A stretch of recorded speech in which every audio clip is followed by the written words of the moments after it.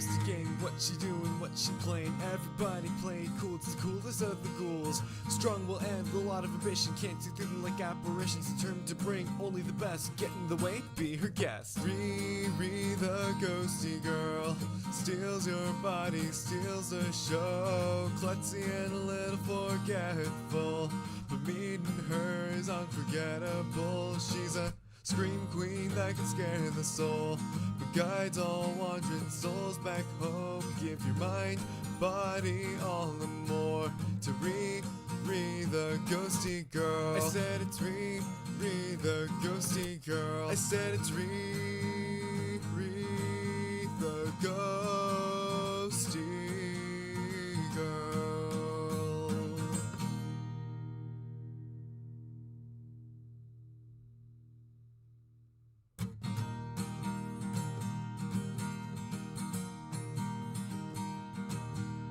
Just a normal day or so we thought. Suddenly lost control, now you're caught. What is going on? Well, can't you see?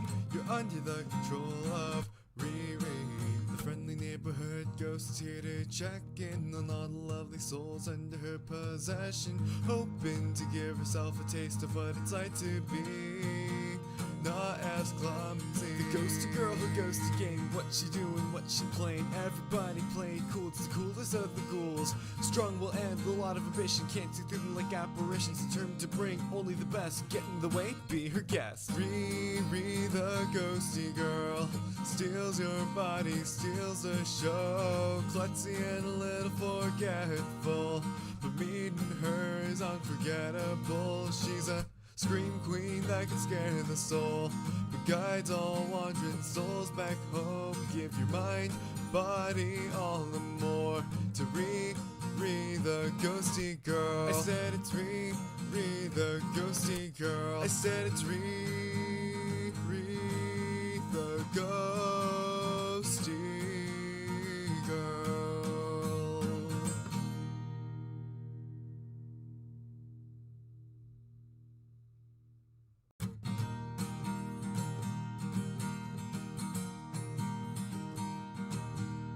Just a normal day or so we thought. Suddenly lost control, now you're caught. What is going on? Well, can't you see?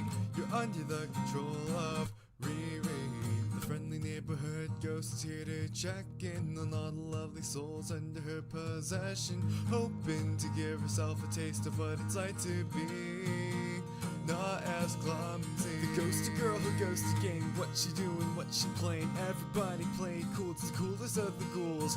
Strong will end, a lot of ambition. Can't see through them like apparitions. Determined to bring only the best. Get in the way, be her guest. Riri, the ghosty girl, steals your body, steals the show. Klutzy and a little forgetful, but meeting her is unforgettable. She's a scream queen that can scare the soul, but guides all wandering souls back home. Give your mind, body, all the more to Riri, the ghosty girl. I said it's Riri, the ghosty girl. I said it's Riri, the ghosty girl.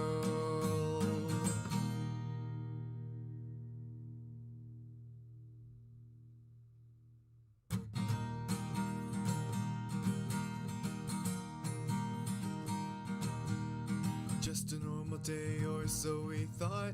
Suddenly lost control, now you're caught. What is going on? Well, can't you see? You're under the control of Riri, the friendly neighborhood ghost is here to check in on all the lovely souls under her possession, hoping to give herself a taste of what it's like to be not as clumsy. The ghosty girl, her ghosty game. What she doing, what she playing? Everybody play cool, it's the coolest of the ghouls. Strong will end, a lot of ambition. Can't see through them like apparitions. Determined to bring only the best. Get in the way, be her guest. Riri, the ghosty girl, steals your body, steals the show. Klutzy and a little forgetful, but meeting her is unforgettable. She's a scream queen that can scare the soul, but guides all wandering souls back home. Give your mind, body, all the more to the ghosty girl. I said it's Riri the ghosty girl. I said it's Riri the ghosty girl.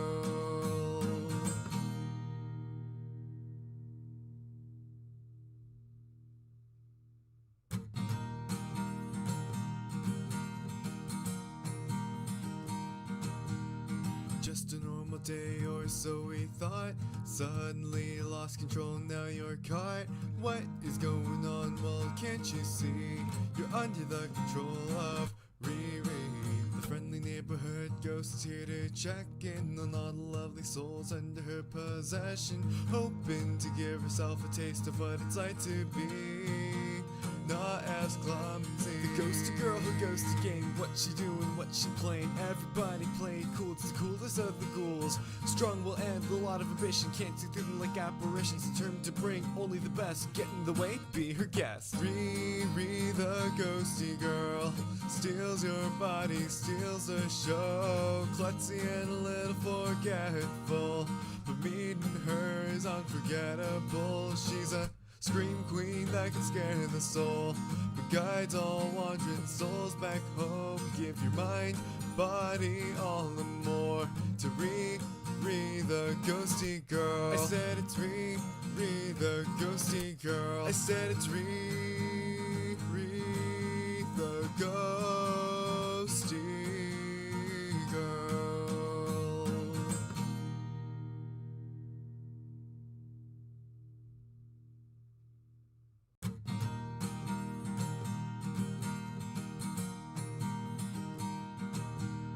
Just a normal day or so we thought.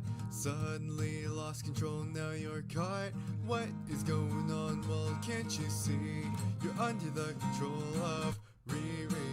The friendly neighborhood ghost is here to check in on all the lovely souls under her possession, hoping to give herself a taste of what it's like to be not as clumsy. The ghosty girl who goes to game. What she doing, what she playing. Everybody playing cool, it's the coolest of the ghouls. Strong will end, a lot of ambition. Can't see through them like apparitions. Determined to bring only the best. Get in the way, be her guest. Riri the ghosty girl steals your body, steals the show. Klutzy and a little forgetful, but meeting her is unforgettable. She's a scream queen that can scare the soul, but guides all wandering souls back home. Give your mind, body, all the more to Riri the ghosty girl. I said it's Riri the ghosty girl. I said it's Riri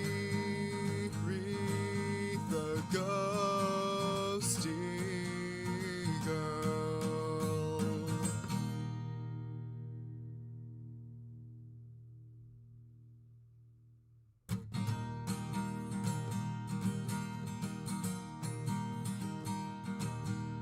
Just a normal day or so we thought.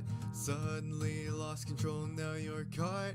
What is going on? Well, can't you see? You're under the control of Riri.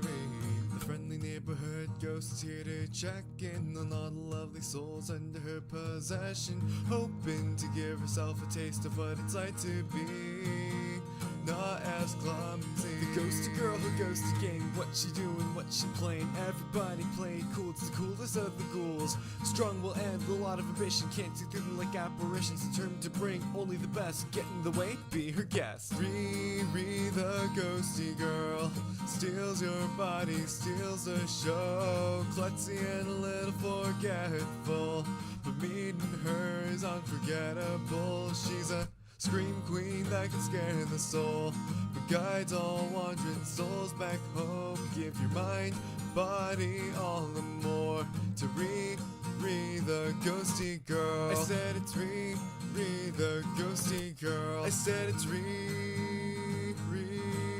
the ghosty girl.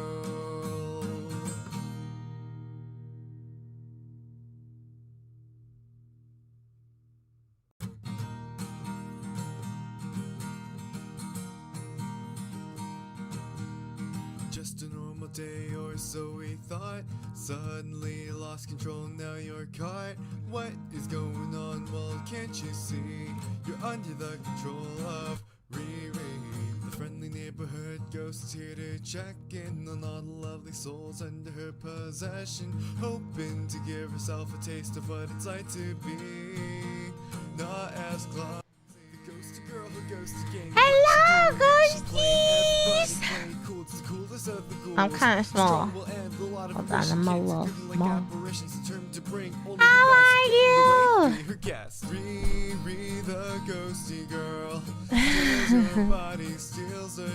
Hello, everybody. Sorry I was a little late.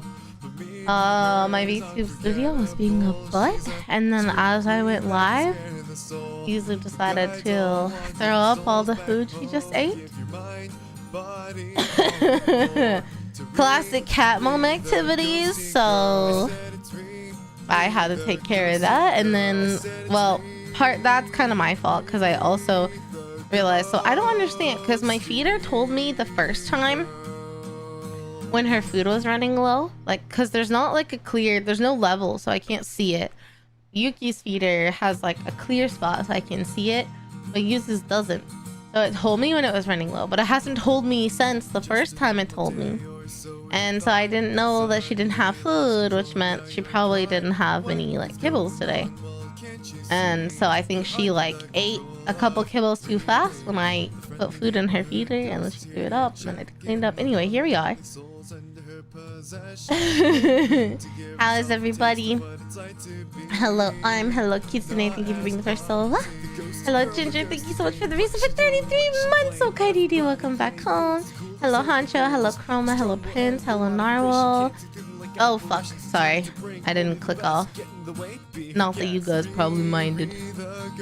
Hello Crafting Gamer, hello Commander, hello Greysteel. I guess I should call you 303 maybe. Hello Blake. Hello Nick. Hello Alpy, hello Plump. Hello Draco. Hello Lion. Hello Sunday. Hello Zara. How are you guys? Welcome in. How am I, cat? Throw up aside. I'm doing fine. I'm a little DWI. I don't know. Grace still just rolls off the tongue for me better. But if you prefer DWI, I can try to correct myself. Hello, Just. Sometimes you just eat the kibbies too fast, and then you must vomit. Hello, all. Yeah, it was 32 Celsius today. It cooled down a little bit, I think. But air use the bot. No. I mean, if you prefer a certain thing, then I'll say it. It's just if people are like, oh, my username is XYZ, but you can call me Bob. I'm like, oh man. I'll do my best to remember Bob, however. Yeah, I'm doing okay. It's a weird week. I mentioned it on my stream on Tuesday. No. Monday? Monday. I mentioned it on Monday as well. But my work started this thing. It's a long story. So long story short, instead of having a consistent schedule with my on-site days and at-home days, now I have to change it up. So I'm always on-site Tuesday and Wednesday, but Monday, Thursday, and Friday will rotate with my team. Not really rotate exactly, unfortunately, but so like this week, I'm Thursday twice and Friday, or this month, I'm Thursday. So anyway, so usually this is my first week where I'm not Monday, Tuesday, Wednesday in office and Thursday, Friday at home. So I have to be in office tomorrow, and I'll be by myself, except for the like shipping person that works with us, and I like him, he's cool, and my supervisor. So it'll be really fucking awkward and annoying because I know she's just gonna try to talk all the time, and because I'm in the office, it means I can't multitask, and it means less co-working opportunities, and it just sucks. I hate that I'm gonna have to be in office on Thursday and Friday, because those days I have the least amount of like meetings, and I hate the most work done, and I can also like multitask and stuff.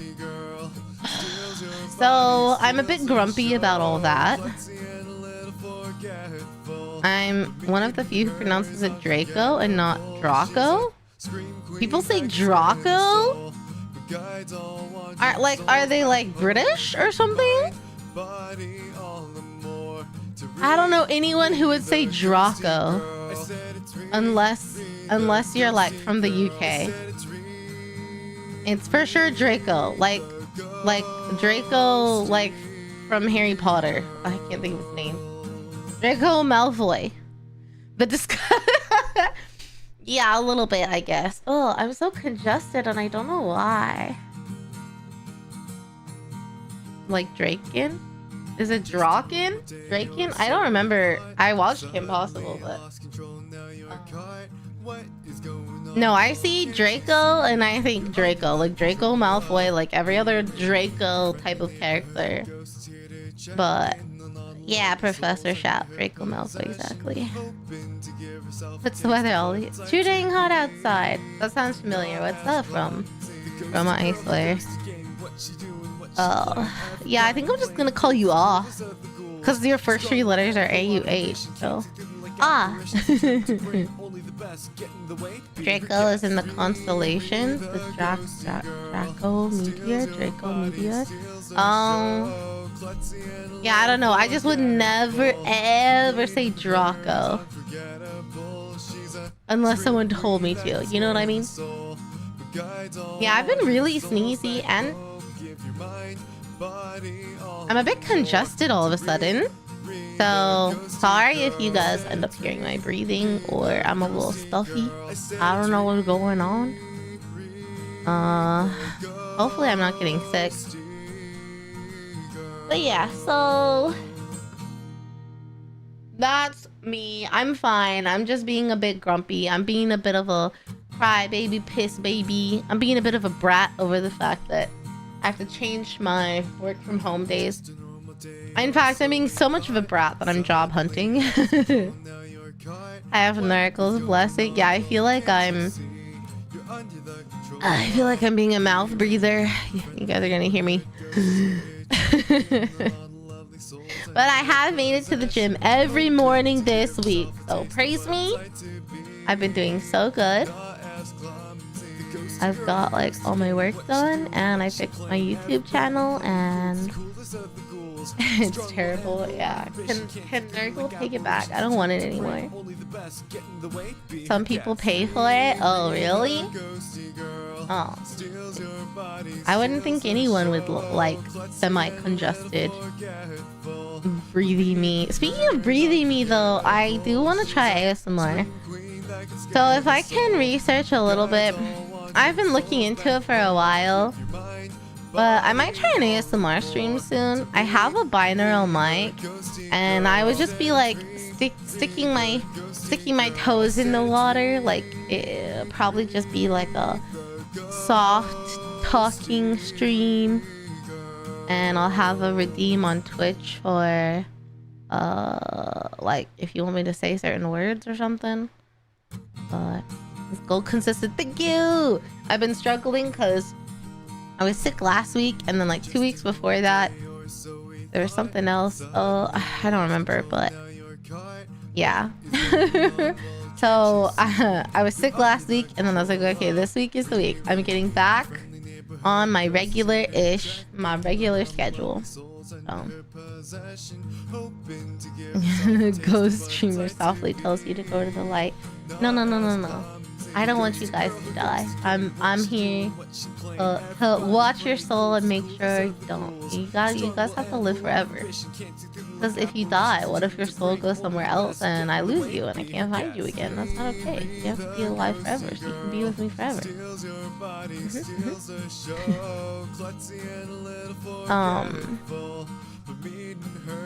Bottling it up isn't good for you. That's true. That's true. And like our manager knows that we aren't happy with it. She also thinks it's stupid. Because the only reason we're having to change our work from home days is for a fucking 15-minute walk in the morning where we actually have no input and it provides no value for us, because unlike the other departments managers, we actually talk to the other departments. So It's unnecessary for us. But positive affirmations. Oh, dude, that sucks. What was it, Graysteel? Was it like a recorded video of them just giving positive affirmations for like a period of time? That sounds like something I would do. But I wanna know what it was like. Was it like just like softly talking with like some light music, or was it just the voice? Just like 12 minutes of them saying positive things about you and that you could do it and stuff like that. ASMR is not really my thing. It certainly is for other people. Yeah, you know, it's funny because it's not really my thing either. Like, I don't get the tingles that people get in ASMR. But I do like voices, and I do like good voices. But I think like dipping my toes in it and just like having a chatting stream where I'm like intentionally like talking softly and I'm using that other mic, I think is a good way to try it out. And then beyond that, like maybe some like script reading and stuff. I've always wanted to do that, and I just haven't taken the leap to do it. So soft-spoken affirmations, but just the vibe of, hey, things will get better. Prince, did you hear that? Can you DM that to me? 12-minute video for ASMR. Soft affirmations, things will get better. I want to remember this. I'm sure I couldn't compare. Like, no one could compare to the original video of the person that you liked. But if I can provide, I will provide. You don't like people in your personal space. Oh, that's fair. That's fair. Andrew, you're not going up when you die. It's okay. Sounds like we'll be in good company.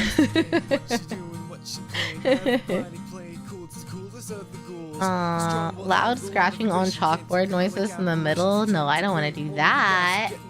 I'm not out here to like fuck with people. It's gonna get much worse. The horrors will persist, so shall you. I prefer to go the route of like, it probably can't get worse. Well, I prefer to go the route of it'll go up and down constantly. You need the downs to appreciate the ups, unfortunately. So ride out this down, do what you have to do to get through it, try to work and make things better, and hopefully the up will come soon. Also, a phrase I told a friend recently, I said it's the motto for 2025. It's not all bad. Not everything is bad. Thanks, Kitsune. It's not all bad. Even every day, it's not all bad. You can have a shitty fucking day, but it's not all bad. So. Boyfriend falling downstairs. I've heard some funny ASMR. There's one I sent it to my friend Leah. It was like a mariachi band interrupts people as they were about to like kiss or something. Funny. Poltergeist ASMR. That would be funny, like for Halloween. We might be cooking with that one, Jess. Okay, let me make sure that the video is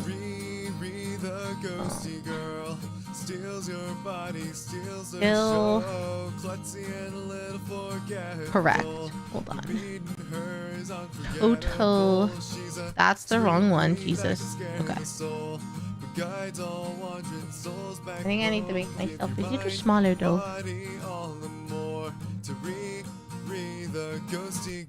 Let's see if this is good. Here we go. Yeah, guys, I'm so excited. I know we've been pretty consistently watching Warhammer stuff every week, but there's just something about, like, I've been waiting for this part 2. There's just something about, because like I started with the re-explained part 1.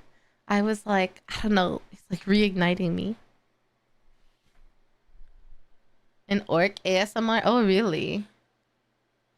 Raven Guard. Oh, dang. One of the best ways to improve your mood and mental health is to listen to 1 hour of music you really like a day. That's interesting. I mean, I could believe it. Music is so emotional and it can really impact your mood. And it can help you like work through emotions, and it can transport you to, you know, a certain time or place like very easily. He's back from his trip from the UK. True, true. Bricky makes good beginner friendly vids. Yeah, I mean, we've been watching hell of a build up for a one shot.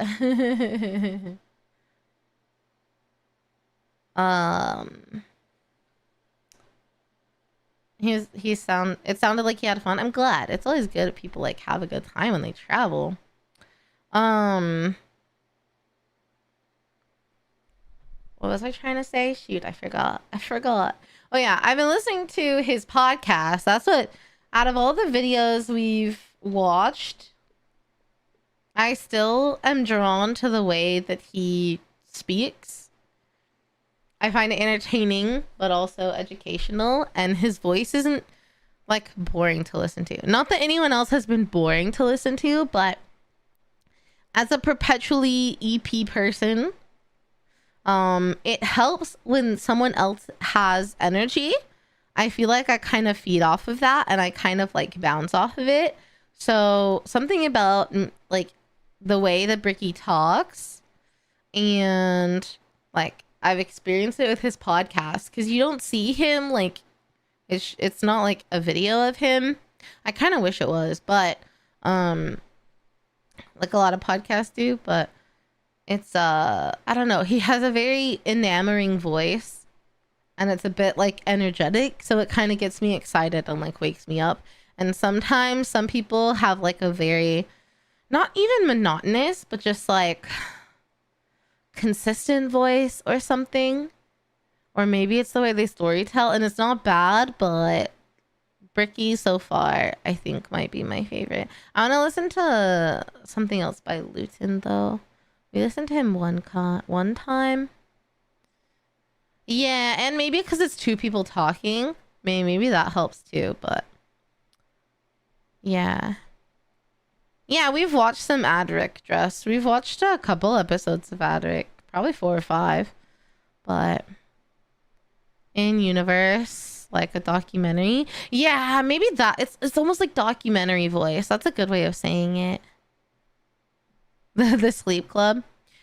Yeah, we've seen one Luton voice. Not that I like to compare creators. Like, I like different creators at different times for different reasons. But when I'm reacting to hello, I guess I sounded southern there for a second. When I'm reacting to a video, it's helpful to me if someone's like has energy, because then I feed off of it. If someone is really chill, I'm already chill and sleepy, and then I feel like that's bad, because I might like zone out or something, or the sleepiness, or the potentially undiagnosed ADHD, but I'm not sure, so I'm not gonna say that. I'll like stare, but then I'll zone out, but I'll think I'm listening, but I'm not, and then they'll say something and I'm like, what the fuck is going on? Wait, before we start, does anyone else relate to that? Does anyone else listen to something, they hear the words, and they'll be responding like, okay, I got it, and then like they'll say something else, and it like triggers you to almost like wake up, and you're like, what are we talking about? I have no idea what you just said. I run into that sometimes.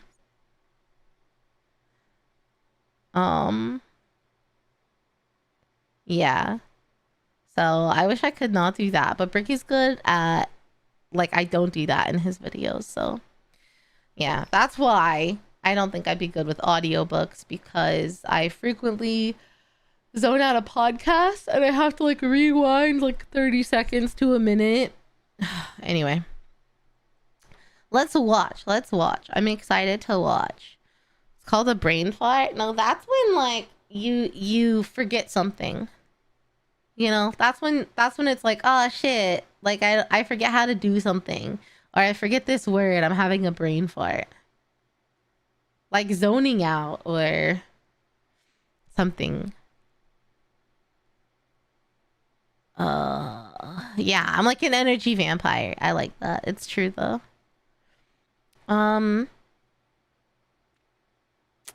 Great, but not great for you in bed. Yeah, I want to listen to him again because I did really like his video. But I think I listened to that and then listened to another very documentary style video back to back. I just remember like one of the reacts, I was like, oh no, I'm so tired. But okay. Yeah, it's like zoning out. Yuki's up here sitting with us. But I think we're in a good spot, so he shouldn't hit the keyboard. And I was gonna turn off my spirit orb friend. I was gonna tell Ace to go take a nap, but I ran out of time having to troubleshoot other things. So, you know, she's just gonna be peeking up there a little bit, and we can just deal with it, okay? Okay, I'm ready. This video is part 2 in a 2-part Yay! series on every faction re-explained. If you've not seen part 1, you were either snatched by the YouTube algorithm, or you don't let anything, not even common sense, hold you back. And for that, well, I wish I could be that strong. The quest to find the Primarchs was expansive and treacherous, to the point where they really should write a book about it. Despite never seeing the Emperor before in their lives, the Primarchs all instinctively knew who the Emperor was. Whether it's his connection to him or just plain old intuition, the giant golden god is a bit of a giveaway. The Primarchs all lived their own lives, and some lived substantially better lives. Wait, so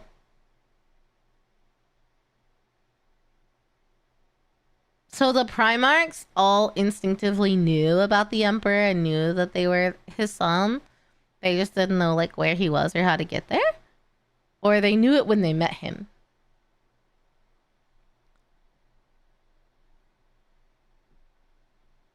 Oh, we met up with other... That's really cool. When they met, recognized... Okay. I was like, was it in their heads? Or... Okay, that makes sense. Than others. Rabute Gilliman of the Ultramarines rose through the ranks of his worlds and ended up turning an entire sector into a high-functioning society, where others, like Mortarion, lived on the poisonous hellscape of Arbites under the boot heel of his own adopted father. When the Emperor arrived, some wanted to play a little bit of catch with their dad at first, and some didn't trust the baseball bat he was carrying, and some didn't want to play at all. Eventually, one by one, the Emperor returned his sons to his side to bring them back together as one happy family. A family who needed a good cleaning. Are you tired of boring old soap? Is your son the foulest being ever? Do your eyes sting when he comes near? Well, clean that man right back up with the power of Cheeky. That's right, the brand new moisturizing bar soap brought to you by Moist Critical and Bricky approved. Nurgle hates it, but you'll love it. Bar soap is always so sticky and has a ton of fuss, but now you'll be glowing to the surprise of Lehman Russ. Cheeky soap is so good, we didn't even take a down payment for the sponsor. That's right, we love this soap so much, we are operating on 100% commission. We are supported purely and only by those of you who buy Cheeky. It is the best bar soap we have ever used. That is not a hyperbole. Your satisfaction is guaranteed. Take it from the man himself. Bricky's right. It's very good. Enjoy a multitude of flavors, including lo-fi lavender, Pope Francis, just so touch grass, and absolute cinnamon. Cheeky alone has made me swap back to bar soap as my primary choice. No more liquid soap for this brick. Cheeky is the play. Go ahead and go to ushigi.com/Bricky or code Bricky for 10% off your purchase and massively support these videos. That's code Bricky at ushigi.com/Bricky or click the link in the description to learn more. Get clean now. Wait, I know that was just the ad to the video, but I legit love bar soap because there's no, there's not plastic bottle waste. And I feel like it's better for you than liquid soap sometimes. I don't know why I think that. But A, that was a 10 out of 10 ad, and B, now I want to check out this soap. I'll have to look at it later. You thought it was a joke? Oh no, I had a feeling it was real. But yeah, I don't like, okay, I will say though, I might slightly judge if you use bar soap and you go straight bar to bod. We don't go straight bar to bod in this household. Absolutely not. You go bar to like washcloth or body towel or like scrubby or something. You rub it on there and then you use that on your body. Because that thing you can like wash or replace. You never go straight bar to body. Absolutely not. Absolutely not. Yeah, no bar to cheeks. We don't go bar to cheeks. You need a barrier. Bar, hands, body. I don't know. Can you clean yourself well enough with just your hands? There are some parts where I use my hands. But I have like this scrubby towel. What's it called? Like you can get some at like Daiso, the Japanese dollar store, but it's it starts with a G. Gosha? Goshi. You can get it on Amazon. Here, I can link you guys just so you know what I'm talking about. But it's like an exfoliating towel. Actually, I probably need to get another one because I think you should replace them every now and then. I wash mine. Side note, I know this is totally unrelated to Warhammer, but I like this towel because it's lightly exfoliating and you can scrub your back. Like I fold it up and rub the soap bar into it and then like use it to clean my body and then I unfold it and I can scrub my back really well. But yeah. Soap to skin, but not directly bar to bod, you know? He runs merch. Yeah, actually, one of my talents that I manage, Sunny, she did merch with Bricky. Sunny Explosion? Yeah, she did her new outfit merch through with Bricky's company, which I thought was really cool. You get my loofah. Exactly, you gotta exfoliate. You gotta exfoliate. Yeah. Anyway, sorry, tangent, but I will be checking out Cheeky because I feel like it'll be, oh my god, it could be a Father's Day present actually. What are you guys getting for your dads? Do you think Robot Girly Man uses bar soap? I think we're lucky if any of the Primarchs use soap. Let's be so fucking for real.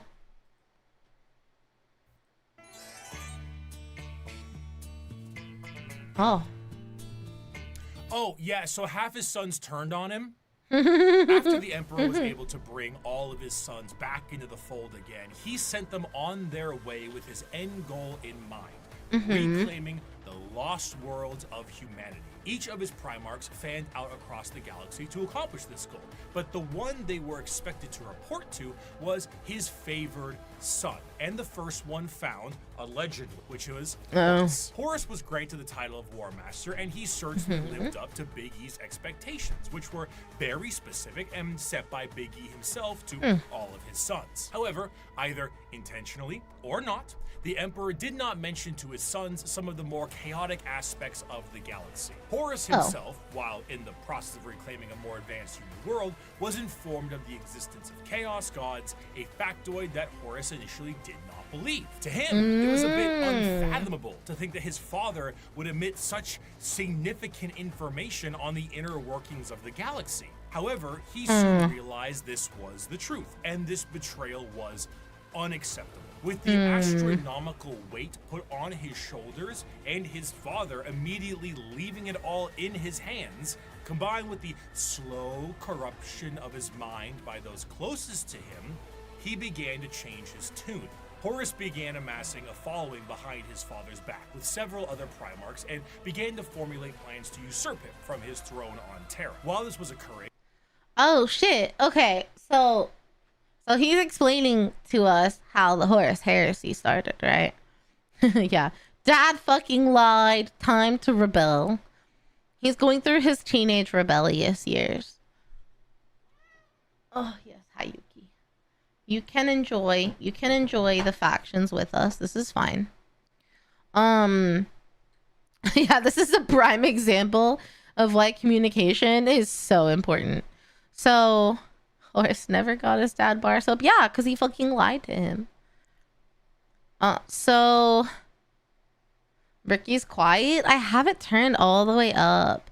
I can't turn it up anymore. Let me see if I can adjust anything else. I don't think changing the volume on here would do anything.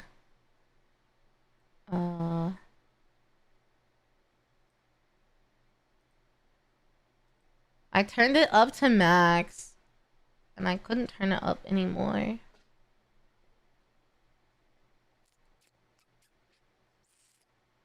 Oh, why is my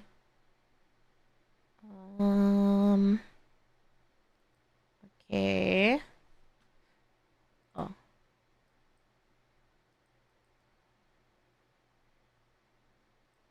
Okay, can I do, does that change the volume?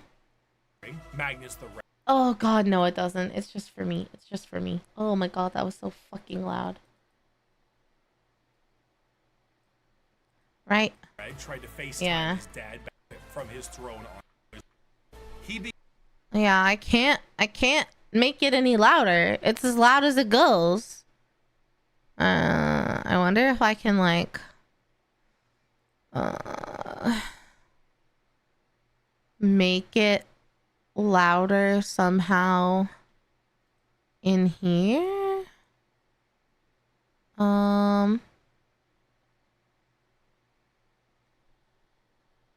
Yeah, I don't know. I have it turned up all the way, so and it's all the way up on OBS too. So unfortunately, I can't really do anything else about it. I don't think, unless I can, let me see. If I add a filter, I could add some gain. Perhaps. Oh god, Yuki. Yuki! Let me see. Oh my god. Yuki, you can't play with the cable. That's charging my phone and you can't play with it.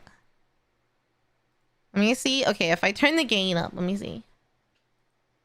Began to change his tune. Horus began amassing a... Yeah, I don't know if that helped or not. Properties? No, it was filters. Filters. Let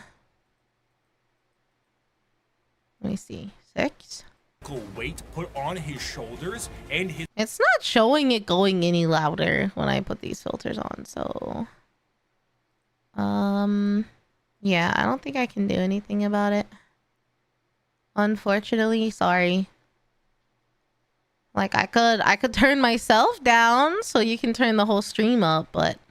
Yeah, I have it at max, and the... Yuki... The audio was peeking into the yellow, so I was hoping it was loud enough. But... Okay, sorry guys. We'll just have to continue without it. Then I become loud. I can turn myself down a little bit for this. Just so I'm not quite as loud. Like, here, is it better if I'm like this, maybe? And that way you can turn it up a little bit. That way you can turn it up a little bit. And I'm not quite as loud. Okay.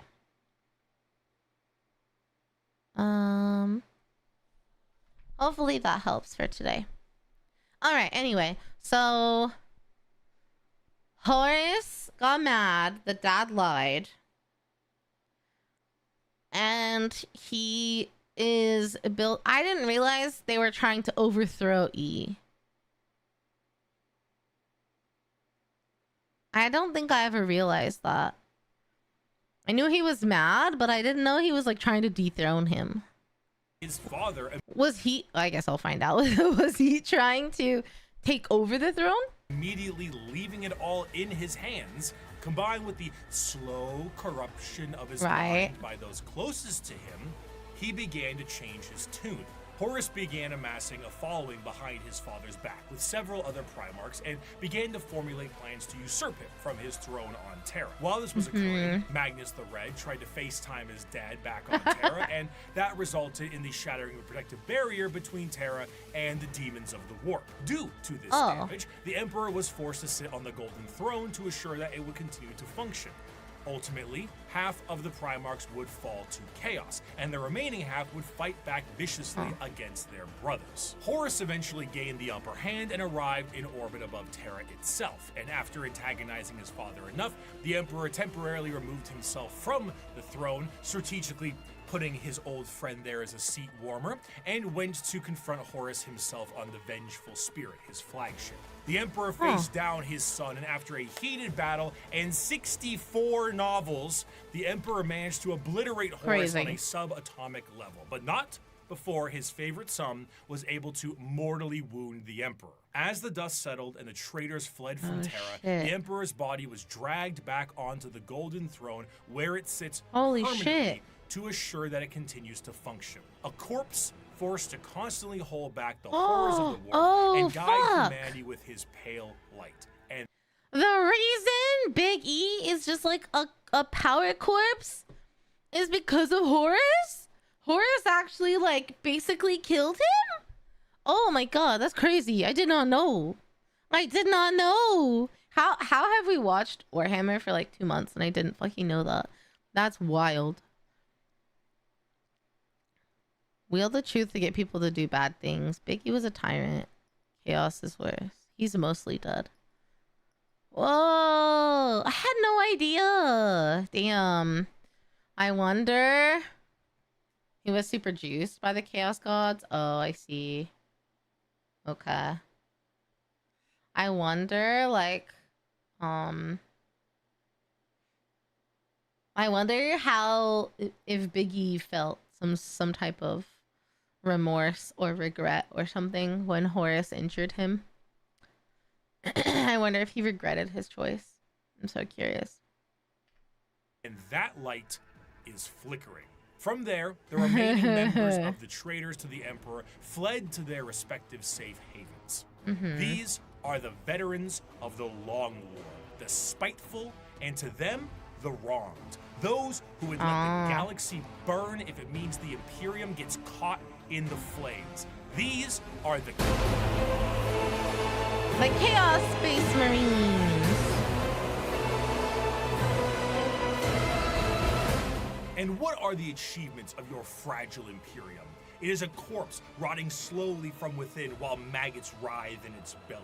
It was built with the toil of heroes and giants, and now it is inhabited by frightened weaklings to whom the glories of those times are half-forgotten legends.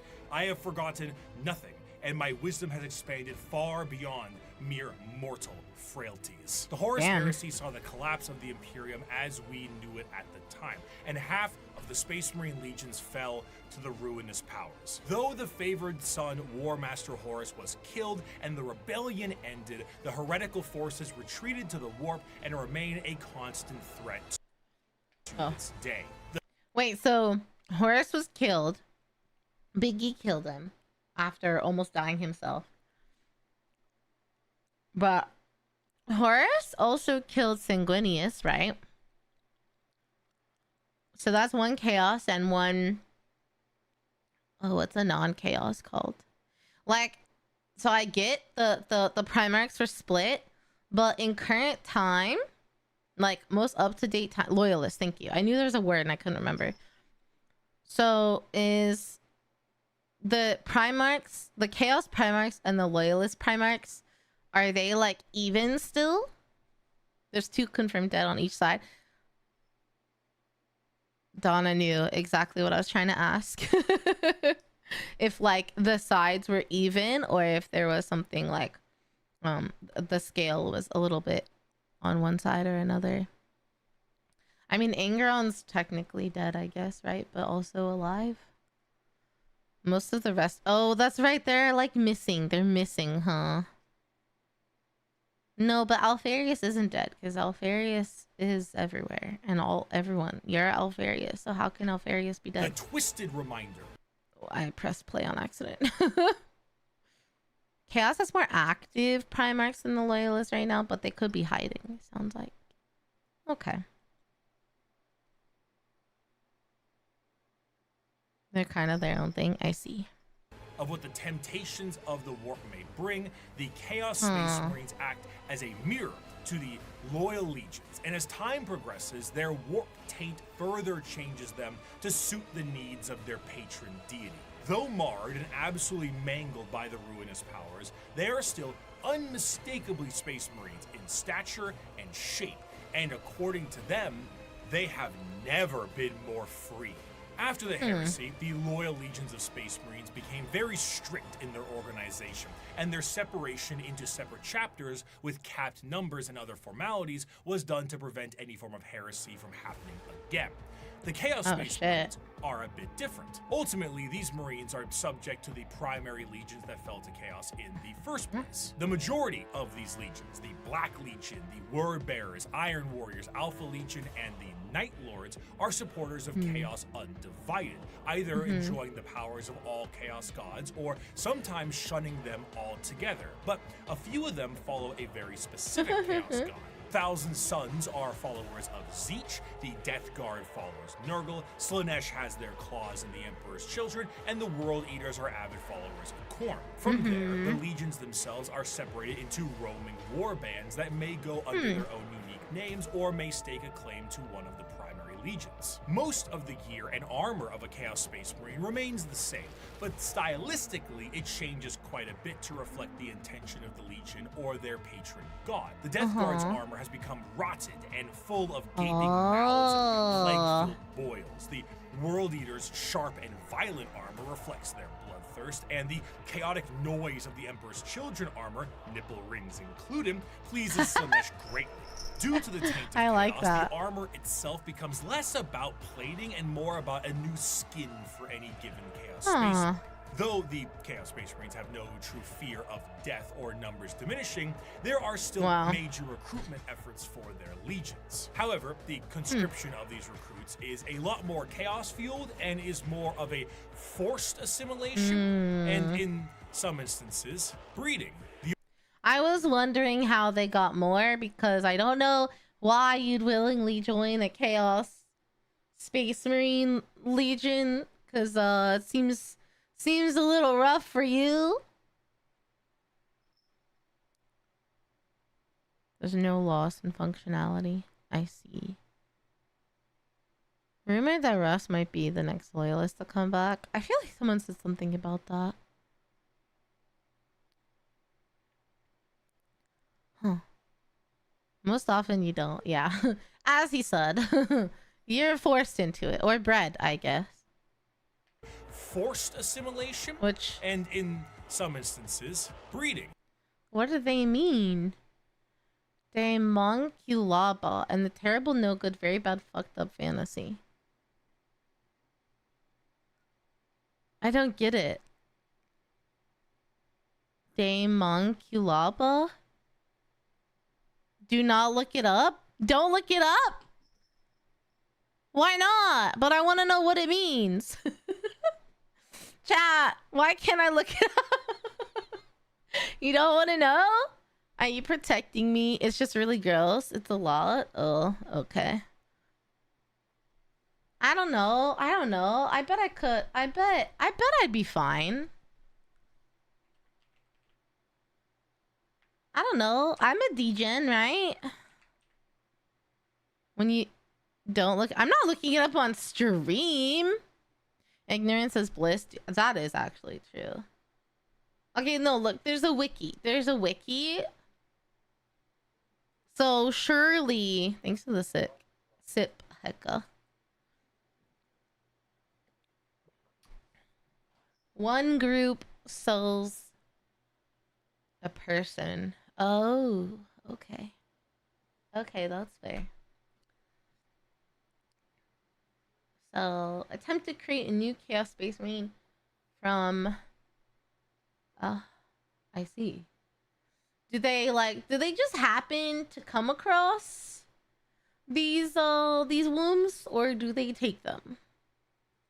I'm assuming they take them.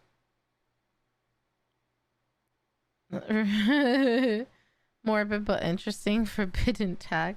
The spider thing, kind of. The women. Okay, all right. Yeah. That's pretty. That's pretty fucked up. Wait, this is part of the official lore? I guess it must be because it's on the wiki. But like, this is official? I mean, did they have to make it so fucked up? It was likely one writer's specific fetish. They might retcon it because it's older lore. You know, I'm all for, like, you know, writing about things. Like, and you shouldn't do it just because, like, it's gross. But, like, at some point, we maybe don't need to, like, invent, I don't know. If you wrote that, like, you have to be part psychopath, right? Like, you gotta be, like, you were raised by a loving family. Otherwise, you would have been, like, jailed for being a serial killer, right? Like, oh, this is a joke. I don't mean to actually insult the author, by the way, but, you know. Anyway. They rolled in the dark a bit too much. Okay. You know what, chat? Thank you for trying to protect me. But it's okay. I can handle it. I'm a big girl. I just vaguely read enough to understand that it's fucked up. Anyway.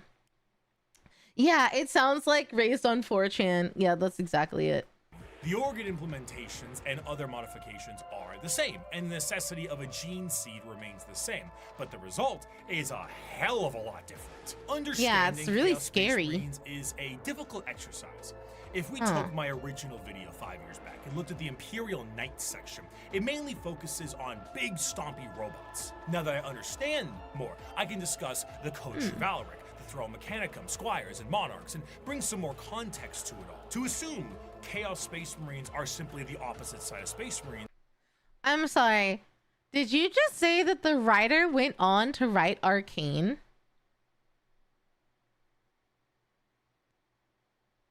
Stim couldn't. Stim and I are not the same person. And we have a lot, Stim and I have a lot of similarities, a lot of similar personality traits. I love Stim. Both managers, and I think we get like roped into similar things a lot, but I'm probably more of a degen than Stim. Like, I'm willing to commission like corn. Like, I welcome Riri corn. I would make more of it if I had the money, and I don't think Stim does. So. Dead serious. That is kind of cool. Corn, like the play it like porn, like hentai, but without saying it. I got a few not safe for work things, but nothing like crazy. Wow, that's cool, actually. Like, wrote for Warhammer and now is Riot. Like, low-key, that's kind of cool. Would be foolish, for once you understand the plight of their Primarchs, it can provide a context always needed. Horus himself turned through an overwhelming weight on his shoulders and lies told by his father. But what of Angron? Angron lived as a slave gladiator for his planet's masters, who took Dark Age technology and shoved it into his brain, so experiencing any emotion other than rage was agony for him. He finally leads a revolt for his fellow gladiators and frees himself from the confines of servitude.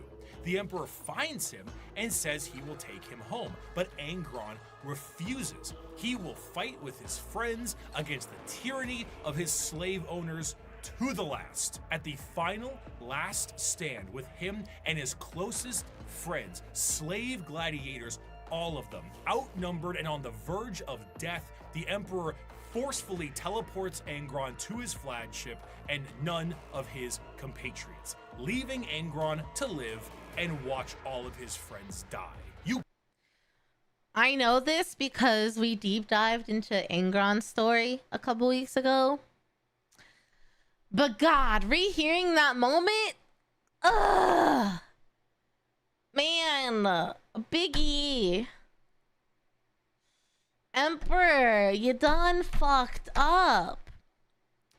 Oh my god, the Emperor is just like every team of managers that I've ever known. Like, okay, look.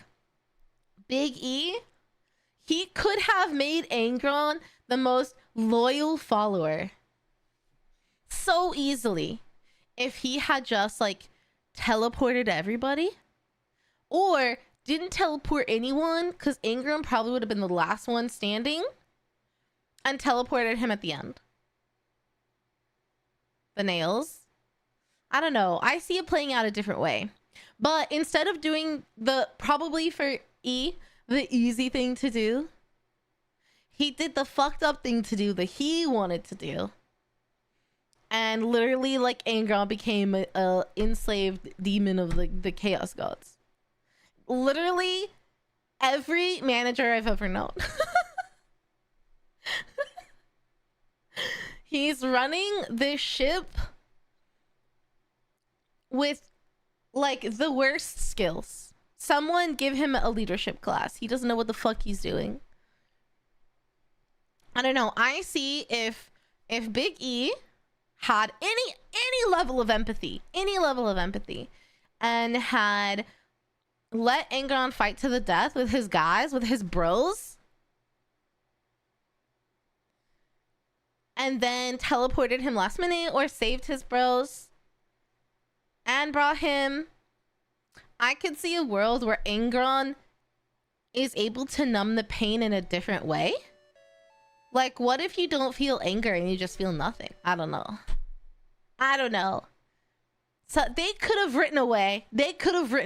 Okay? They could have figured it out, I believe. Plus, wasn't there something about... Oh, no. They tried to figure out a way to remove it, but they couldn't, I think, right? I don't know. I could see Angron dealing with the pain. I don't know. Yeah, that's a good way of putting it, Odious. Emperor only cared about humanity conceptually. Individuals were beneath his notice, even his genetic legacy. It's just crazy. I'm starting off on the wrong assumption. You assume Big E has anything close to empathy. I know he doesn't. I've learned that much. It's not about empathy for an individual. It's about his goal overall. And like nothing is big enough. Like if it's not part of the big picture, it's irrelevant. Is kind of what it sounds like to me. But anyway, feeling nothing is far worse. But I think for Angron, if he could feel nothing and no emotion, then he wouldn't feel pain. Like almost like he could have turned into a robot. Like I could have seen that, you know, from a creative standpoint, right? I could have seen a way for Angron to like turn off his emotion, almost like a psychopath, right? Like psychopathic tendencies, like you just like you don't feel those emotions. So it's almost like Angron could have become robotic for the Emperor, which I don't think that's better. He's still kind of permanently enslaved, but I don't know. I can see creatively, like there's a lot you could work with. So implies he knew something was going to happen, so he might have been stacking the deck. Interesting. Possibility of controlled anger. Yeah, or controlled anger, maybe. I could see that. Or if his anger was directed at the chaos, the Chaos Legions instead. Like, he could be angry at the other side, you know? But yeah, anyway. Who kept that mule core Pharaoh? Russ kept his kin friends. The Lion kept Luther. Humans, brothers, and foster fathers. Saved and raised into Legion ranks. But not me. Not Angron, no. Did the Emperor teleport his gold-wrapped custodians down to help me in my army? No. Did he free the warhounds and order them to battle? Fight alongside me? No. Did he save my brothers and sisters the way he spared and honored the Lion's kin? The way he honored Core Pharaoh? No, no, and no. No mercy for Angron. Angron the Oathbreaker. Angron the Betrayer. Conrad Kurz lived as a lonely boy scrounging the dregs of a hive city plagued by constant visions of an assassin sent to murder him by his own father. Lorgar was born on a world of chaos worshippers with abusive parents, and the Emperor decided the best way to reprimand him was destroy his holy city. The Emperor robbed Mortarion of vengeance and suppressed Magnus at every turn. The question isn't why the Primarchs rebelled. The question is, why didn't they sooner? To them, they are not the betrayers. They are the betrayed. They were under the boot of a golden tyrant, and they finally could be free from his heel. Of course, things have changed a lot, and they are the why did the Emperor and the Emperor decided this necklace? His necklace is a whole ass skeleton. It's kind of wild. The best way to reprimand him was destroy his holy city. The Emperor robbed Mortarion of vengeance and suppressed Magnus at every turn. The question isn't why the Primarchs rebelled. The question is, why didn't they sooner? To them, they are not the betrayers. They are the betrayed. They were under the boot of a golden tyrant, and they finally could be free from his heel. Of course, things have changed a lot since the heresy, and the Primarchs of the Chaos Space Marines that have survived the fall are a twisted variant of what they used to be. They have all, for the most part, ascended to the position of Demon Prince and act as a direct connection between their god and their legion. However, due to the nature of the transformation and dedication to a particular chaos god, their actions tend to be separate from their legion's actions. Fulgrim, for example, is so infatuated with being a demon prince of Slaanesh that he is at times far too focused on his own personal perfection as opposed to conquest and sitting around like Frankfurter on his throne. Meanwhile, Lorgar is being stalked by a bird, so he's always on edge. The most adamant against the temptations of the chaos. Wait, what's the story about the bird?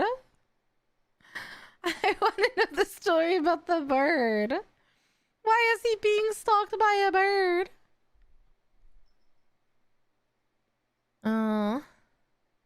My beloved hunky red nerd of a boy failure.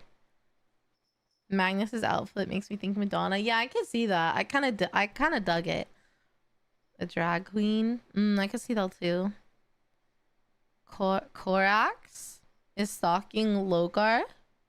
Oh, Korax is a mutant crow. Who's Korax? He's become a bird monster, and he's stalking. Oh, he's the Primarch. Okay. Oh, okay. I know we went over the different Primarchs, but I remember like 3 of them. So I should really deep dive into each Primarch. That should be the next thing I do. That's funny. Okay.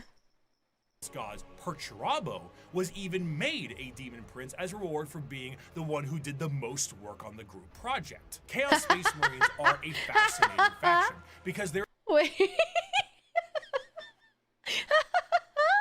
Holy shit. He did the most work on the group project. Unrelated, but were you the person that did all the work on the group project? Were you the person who did your one thing and just prayed everyone else did? Or were you the person that fucked off and did your shit last minute? Or were you the person who like pretended to work and never did? I was the person who fucking did everything, because of course I was. 90% of the assignment. That's so funny. Did all the work.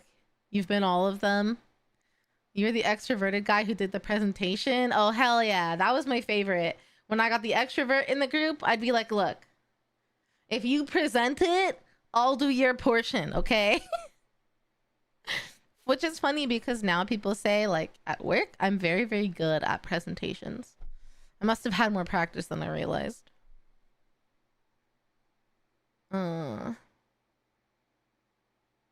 You were the workhorse? Yeah, me too, Nate. Same, Miles, same. Tried to organize everything and gave up on humanity. Yeah, that was me too. You looked like you were doing nothing, so you annoyed them, but you did stuff. Yeah, okay. Yeah, okay. I was just curious what kind of mix we had in chat. Did all the work. Seems like we had a lot of did all the work kind of guys. I'm in good company over here. There is a great deal of cognitive dissonance that is represented in them. Depending on which faction you follow, your devotion to chaos is a sliding scale, and the representation in the universe is so varied. Some are there to reap a high tally of kills for their patron deity, while others are there purely to destroy the Imperium who wronged them. Some are there to torture and maim, and some are there to conquest and conquer. There is no unifying glue. They fight each other as much as they fight everyone else, and their machinations are entirely up to their warband. You have all walked different paths, but together we have come to the same destination. The Emperor has failed us. The Imperium has failed us all. It has failed us by the laxity of its laws, the decadence of its culture, and in the injustices heaped upon those of us who serve the most loyally. It has failed us by never recognizing our virtues, never rewarding us for the blood we shed and bringing about its ascendancy, and never providing unity when we needed it most. It has failed us by being flawed to its core, imperfect in its pursuit of a perfect culture, and in its weakness against the encroachment of Xenos breeds that seek to twist humanity to alien ends. And it has failed us, most of all, by being founded upon lies. The Imperium is forged by a dangerous deceit and erodes us all by demanding we sacrifice truth on the altar of necessity. This is an empire propagated by sin that deserves to die. And here on Istvan V, we begin the purge. From these ashes shall rise the new kingdom of mankind, an Imperium of justice, faith, and enlightenment. An Imperium heralded, commanded, and protected by the avatars of the gods themselves. An empire strong enough to stand through a future of blood and fire. Naturally, however, as I have said before, Space Marines do not make up the bulk of the... Oh, who's she? She is cool looking. And this shiny purple sword is kind of cool too. ...fighting force in the Imperium. So it would be ludicrous for me to not mention their dark cousins. The Code Chivalry is the sign of the power of the Imperial Knights. But what about the Dark Mechanicum? This music is insane. Ruinous powers claimed during the Horus Heresy extended beyond just the Space Marines and the Primarchs. Mars itself was subject to a revolution that saw half of them fall to chaos as well. And some of the once loyal knight houses saw themselves swearing fealty to the dark gods. The falling of these factions allows for the war machine of chaos to continue uninterrupted and to have firepower equal to that of the Imperium itself. The Dark Mechanicum, as the name suggests, is the chaos-affiliated branch of the Mechanicus, and have a lot more free reign, much like the freedoms of the Chaos Space Marines. The seeds of the Dark Mechanicum. So what's the other the other Mechanicus? Adeptus Mechanicus? So did the Mechanicus like split and some of them are chaos and some of them are loyalists? Or are they all... Yeah, they split. Pretty much. Okay. So the chaos ones get to invent without ethics and demons are used as batteries. That's crazy. They had a civil war? Oh, wow. That's so interesting. They don't have an army yet? Oh, huh. Neither have ethics? Yeah, I guess I can see that. During the Horus Heresy, they had a civil war. Oh, I'm asking the question. He's in the middle of explaining. Yeah, that's what happens when you do like watch along. Sometimes you ask the question thinking, oh, they're not going to explain this. And then they do later. It just depends. Mechanicum were planted fairly early due to some of the Mechanicum not really seeing the Emperor as the Omnissiah immediately, and Horus exploited this to allow the schism to happen a bit more naturally. Unlike their Imperial brothers, the Dark Mechanicum have the ability to invent and innovate. What a concept. While also utilizing forbidden Oh my God, technology such true. as the Silica Animus or AI. The Dark Mechanicum do have their own desires to find lost technologies and put them to use, but they're more interested in taking ancient and forbidden technology from Imperial worlds and activating them for their own purposes. Because what good is a bunch of knob and tube wiring if you don't overload it with as many extension cords as possible? However, instead of being clear Real picture of my setup. generalized creations, the inventions of the Dark Mechanicum are inherently tied with the warp and its demons. Genetic experimentation and modification, the fusion of man and machine are exceptionally common, and no creation is more reflective of this than the demon engines. Instead of regular tanks and vehicles, the demon engines are machines bound with the presence of demons to make them living war machines. Kinda cool. Unlike the vehicles of the Imperium, where a Mechanicus priest may be there to aid in its repair, a warpsmith sorcerer is there to essentially repair and irritate the demon engine so that it can be a more effective killing machine. In certain factions, like the bitter and siege-loving Iron Warriors, they will lure demons with the promise of glory and easy bloodletting, only to then forcibly trap them into these demonic engines to use as weapons of war against the Imperium. Some lesser gods, like Vashtor the Archifane, is also a contract and arms dealer for the demonic stuff that comes out of chaos. Many demons may sign a pact with Vashtor in the soul forges of the warp, and in doing so are given the weapons of war to kill as much as they can. Should they do so, excellent, you may keep it. Should you not, I hope you enjoy your soul working in the forges for all eternity. That's what you signed with blood and oil. In addition, much like their ties in the Loyalist realm, the Dark Mechanicum and the Chaos Knight houses are deeply intertwined.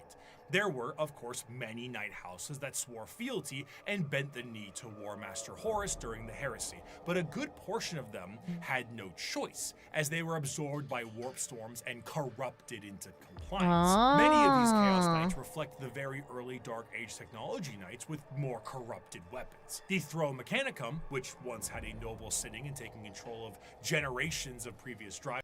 Whoa, dude, that like mask is so cool with the chain hanging from it. This art goes so hard, actually. No cord organizing. Yeah, you guys would hate to see my cords. They're totally organized, and I don't have a surge protector plugged into a surge protector plugged into a wall. I for sure don't have that happening. Like, definitely not. He wants to become a 5th Chaos God. Chaos Knight masks. It's really cool. I quite like it. I could see like a skirt. I'm like weirdly inspired. That's how you lose your whole setup to power surge. I'm working on it, okay? I'm working on it. Don't worry. Don't worry. Hold on. I want to screenshot that. Okay. Anyway. I have a fire extinguisher handy. No. Anyway. Drivers and taming a beast is now a saddle to a monstrosity of wrath and hatred. The nobles of the Chaos Knights fight to aggravate and bring the machine to their will while combating the corrupted minds of their fallen ancestors. Surely you have one in the kitchen? Actually, we don't. I had one in my apartment, but when I moved back home, I don't think we have a fire extinguisher. Maybe we do in the garage. I remember asking for one recently, and I don't think we have one. You know. Okay, to be fair, it's just a surge protector being used like an extension cord. It's not because it's full. It's just because it doesn't reach. So I just need to get a surge protector with a longer cord, and I keep forgetting to buy it. But I just spent $1,000 at the vet to make sure my cat was okay. So I'll get one next time. No, I'll buy one soon. Some of these nobles may do such a good job that they themselves fuse into the throne itself and become one with the Wait, hold on. Let me corrupted minds of their fallen ancestors. Okay. Some of these nobles may do such a good job that they themselves fuse into the throne itself and become one with the knight. Whoa. If a noble dies, no worries at all. Unlike the Imperial ones that require a pilot, a demon can hop into the cockpit and control it instead. The Night Worlds also see full corruption as well. Where there were once peasants, there are now cultists, and the goal of the Chaos Knights are just as chaotic as the gods they follow. Some are sent to war by the ruinous powers. Others may protect Dark Mechanicum Forge worlds, and others still may be so hyped up on the ruinous powers that they are just aimless and reckless, hoping to unravel the fabric of the universe itself. Though the aspect of nobility is still there with the Chaos Knight, but it's hardly the same as it is on the Imperial side. As opposed to a beautiful knightly stallion, the knights here are horrifying and unpredictable monstrosities, fueled in part by the agony of the memories of the ancestors trapped within. An invasion by a house of Chaos Knights is a horrifying thing. One might ask, how do knights enter the battlefield? Normally, they can be deployed via dropships, the standard way, but Imperial Knights can be deployed with a drop keep. A gigantic knight keep with like towers and stuff will hurtle towards the surface like a drop pod and be slammed into the ground with an excessively thunderous crash. Then, massive drawbridges slam down, banners unfurl, and huge horns play the song of their people as these lumbering robots charge out of their, again, drop keep to fight for the Imperium. So imagine— That's crazy. Oh god, Yuzu's behind the monitor. Oh god, Yuzu, why? That's so fucking funny. They literally just drop like a massive castle city type situation, just toss it down there and it just unfurls and they run out. That's so great. Behind the monitor is warm. She is laying down now. The problem is, I mean, she's gonna unplug like monitor cables. One of them's like kind of loose-ish. Yuzu, what are you doing? I wish I could take a picture. It's so funny. What are you doing, Yuzu? Can you maybe not be back there? Also, one of her other favorite pastimes for going behind the monitors. She doesn't stay there. She just walks back and forth. She likes to step all over my audio mixer and then fuck up the audio. So I like her to not be down there. A wrestler? Yeah, that's what it feels like. A wrestler entrance or something. Hi, Liliana. How are you? They stomp out of the castle. It's so funny. Imagine what a warp-fueled version of this could look like. If you get the opportunity, you should kill yourself. Oh my god.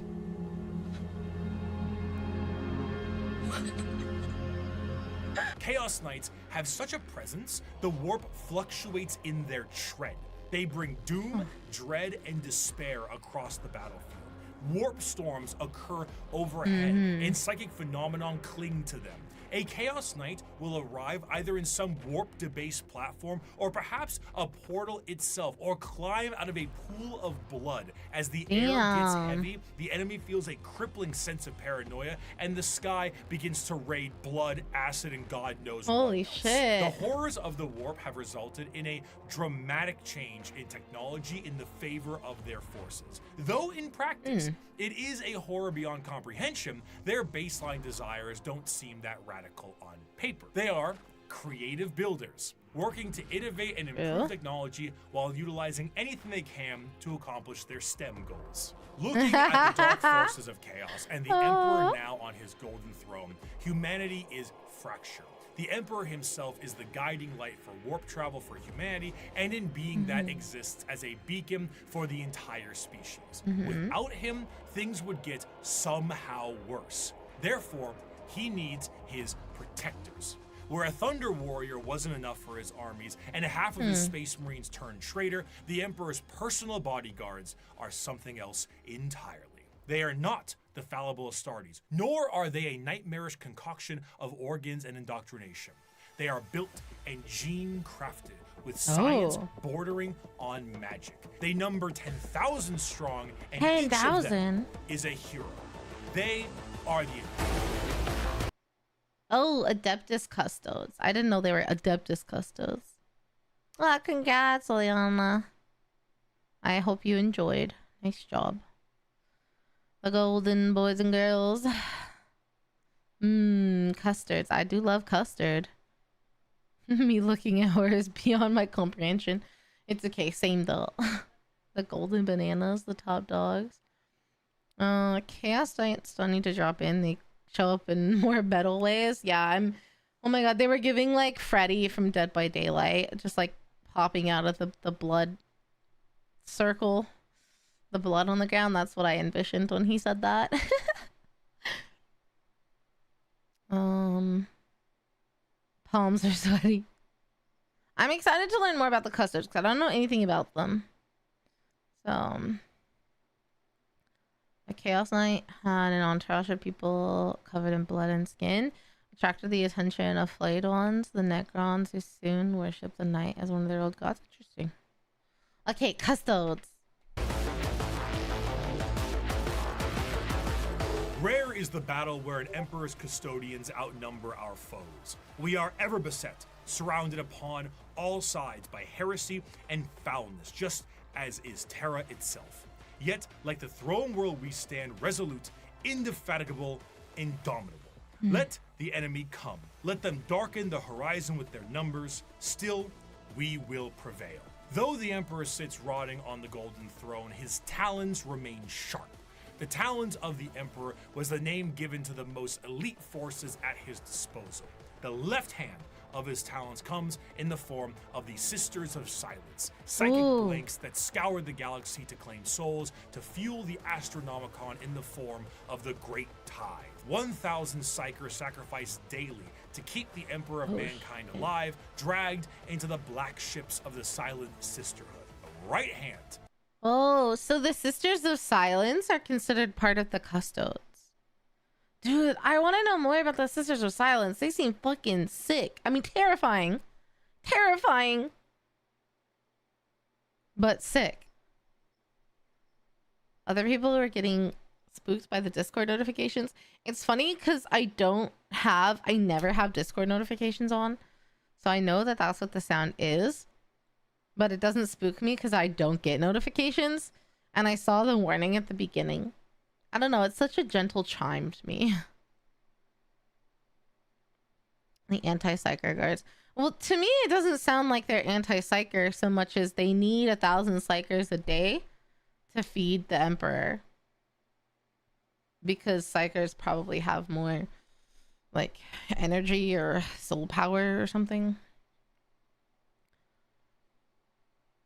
So they have long names. Interesting. They do both? What do you mean they do both? Both are true.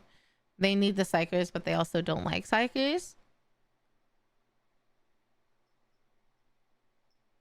They communicate through sign language. Yeah. We during a Corking stream, was it like a week or two ago?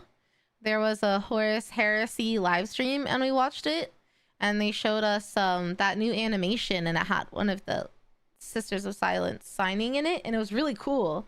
Like, it looked so badass. That's when I first heard of the Sisters of Silence. I didn't know about them until then. So I wish there was more information about them because they sound sick. Like, I want to know more. Hopefully. Yeah, the cinematic. Yeah, that's what it was, Shep. It like came out very recently. Psychic powers don't work on them. Oh. That's right. Anti-psychic aura. Yeah. Oh, Yumi. Watchers of the Throne is a good read for the sisters. Watchers of the Throne. I'll try to remember it. But you guys were saying they're not custodes, but they're like in the same category. They work alongside them or something. Whatever. They seem just as cool, if not cooler. I say as I don't know shit about the custodes. Of the Emperor's Protectorate, his golden bodyguards that serve him and only him.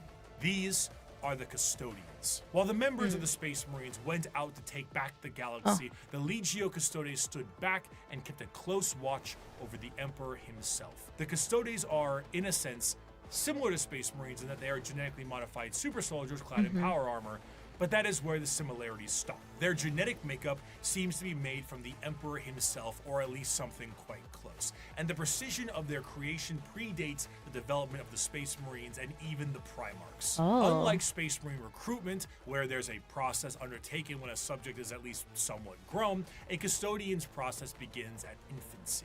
The methods in which they are made are a secret, but what is known is that at the very beginning, each Custodian was made by the Emperor himself. Regardless of the bioalchemical process, the process is exceptionally long and grueling, and only a handful of selected aspirants make it to the end. Those that do are clad in the most regal and effective armor in the Imperium. Commonly, a Custodian is seen carrying a Guardian Spear, an utterly yoked up version of the staves the Praetorian Guards of the Emperor in Star Wars. They are also clad with specific shields and blades, but the most interesting thing with all of their gear is that due to the meticulous and dedicated maintenance and preservation of their armor and gear, these items are the same ones they used 10,000 years ago. The Custodians do not age biologically, so some of the veterans in the Guard may be several thousand years old. Shit. And unlike the Space Marines, they fight entirely as a solo force. When a line of Custodians is holding back waves of enemies, they operate independently. There are no battle formations, there are no squad tactics. Dude, the fucking Sisters of Silence are badass. I'm sorry, but they're like, they get clad in the gold armor too, because clearly they're like equal, right? It's the left and right hand. I think that was a good. But like the like not having the helmet, but just having the like mouthpiece of it, like a mask, is so fucking sick with all the gold armor. It's really cool. Like, I love this aesthetic a lot. It's so fucking cool. It's so fucking cool. And I love a good feminine shape. I love a good boob armor moment. So sue me. They're biologically closer to humans than Space Marines. That's kind of what it sounded like, actually. They need more mini range. No one plays them or talks about them much. I guess because you guys are saying there's not a whole lot of lore about them. So maybe we'll get more? Are there miniatures for the Sisters of Silence? Are there minis for them? If they're minis, I want them. There are? Oh my god, oh my god, oh my god, oh my god, oh my god, oh my god, oh my god, oh my god, oh my god. Like one kit? I have to Google it right now. I have to Google it right fucking now. Sisters of Silence Warhammer miniatures. I'm trying to type over Yuki. It's $5 off on Amazon right now. Oh, I want it.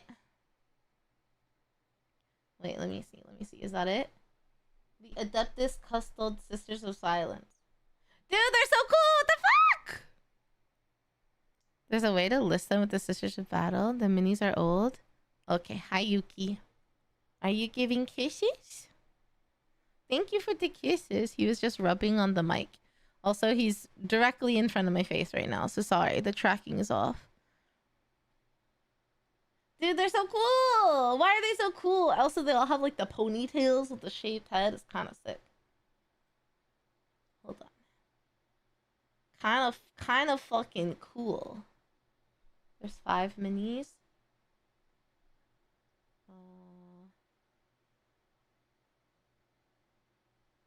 It's so cool. I love them. I'll leave it up. Easy to paint because gold. I mean, each of them are the MC. Is there a way to list them? Is there? Okay. Okay, Yuki. You gotta lay down now. You gotta lay down. Lay down. Lay down. Lay down. Lay down. Lay down. Thank you. There we go. Okay. Sorry, I'm just like so distracted by how fucking cool they look. I can't get over it. Each custodian is the main character, trailed by serfs and servitors, tasked entirely to reload their weapons. They fight with a singular purpose, if not action. Wow. Groups of custodians will dispatch enemy after enemy, their spears coming within inches of each other, but never close enough for a killing blow. Their strikes are intentionally defensive, allowing their opponents to attack 1 to 2 times before parrying and ending their lives. Each strike deflected is an opportunity to know their enemy more and learn from their patterns. They are truly the Emperor's bodyguards, masters of close combat, enemy knowledge, and reactions measured in milliseconds. Though the Custodians are a part of the Adeptus Terra, the members of the Guard only answer to their own leadership and the Emperor himself. The leader of the Custodians is known as the Captain General, and individual squads of Custodians are overseen by a shield captain. As their focus is on the Emperor, their command center is located within the Imperial Palace. The Tower of Hegemon serves as their primary base of operations, but there is a dedicated elite guard of Custodians known as the Companions that stands 300 strong by the Emperor's side. In total, the Custodians are 10,000 strong, and when a member retires, their name is added to the Hall of Name and vanish across the galaxy in a cloaked disguise to serve as eyes and ears for the Imperium. Despite their numbers and so they get to retire, unlike the Space Marines that just die. The Custodes get to retire, actually. That's kind of sick. and their strength, the members of the Custodians do not consider themselves to be soldiers or warriors in any way. They see themselves strictly as the guardians of the Emperor in all facets of his presence. This extends beyond the physical. Custodians believe they represent the guarding of the Emperor's ideals and philosophies too. Their gains are both physical and literary. They are the protectorates of everything the Emperor stood for, and in doing so, the Custodians are also artisans and scholars, in addition to being the golden guard of the Golden Throne. However, due to this nature of being protectorates, they have a very strong view when it comes to the Space Marines and the Primarchs. The Emperor himself had insinuated many times that once the galaxy was brought to heel, that there would be no need for the Space Marines anymore. And they were to go the same way that the Thunder Warriors went before them. The Custodians were meant to be the judge, jury, and executioner of this will, and are biologically designed not only to be able to take down Space Marine with ease, but to be able to go toe-to-toe with the Primarch as well. During the Heresy, the Custodians mused on how suspiciously easy it was to kill Chaos Space Marines, as if they were trained and made for that explicit purpose. Constantine Valdor, one of the closest advisors of the Emperor, was asked if he ever disagreed with Big E on something, and he said once, with the formation of the Primarchs. I feel I do my best, but they don't. Let me ask you a very fair question. What do you do successfully? Quickly.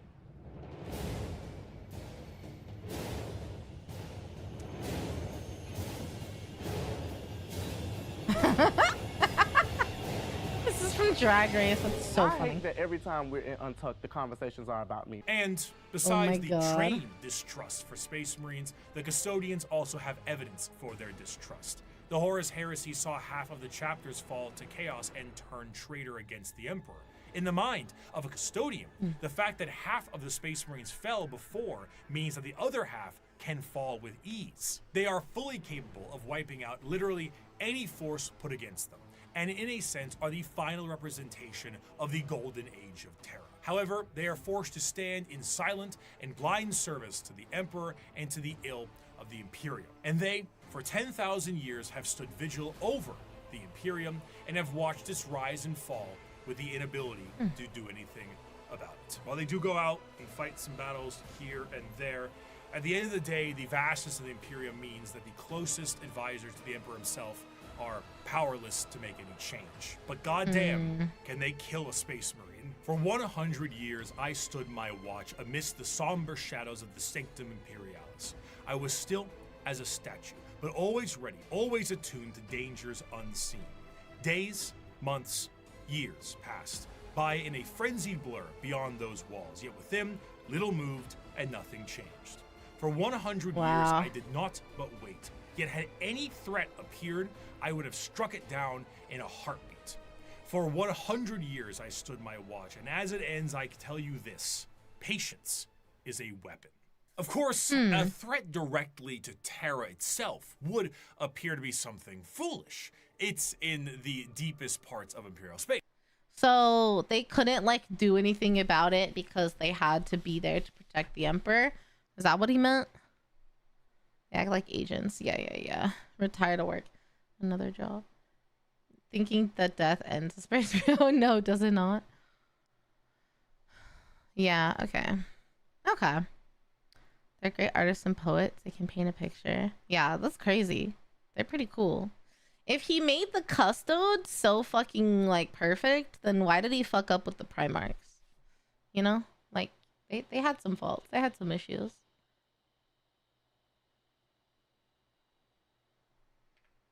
And is one of the most defended bastions in the galaxy. You truly have to be foolhardy or insane to think that you can take on Terra itself. Oh, the scattering. However, that's one true. faction certainly got close. In the dark ages of the stars and in a river of misery, there is one faction having a cracking old time. The galaxy sees them as savages, yet they have already figured out the questions of the universe. Their numbers are uncountable, their technology incomprehensible, and yet their violence is so very green. I am, of course, talking about the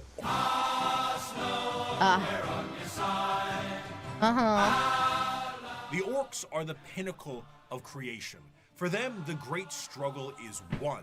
They have evolved a society which knows no stress or angst. Who are we to judge them? We Eldar who have failed, or the humans on the road to ruin in their turn? And why? Because we saw answers to questions that an orc wouldn't even bother to ask. We see a culture that is strong and despise it as crude. During the war in heaven, the old ones were doing their best to spawn as many combatants to their cause as possible by seeding the galaxy in a specialized sense. The Eldar were made to be a precise and tactical species to fight off the Catan and the Necrons, but another prominent species was made by them as well. The Gork were warriors clad in ornate armor with more dangerous weaponry. However, things changed, and these warriors changed, and the Gork are no more. They are now known as the boys, the lads, the mates, the orcs. An orc in 40k looks like an orc in most other fantasy movies. Right, Hulking, green. warlike monstrosities with big teeth and worse attitudes.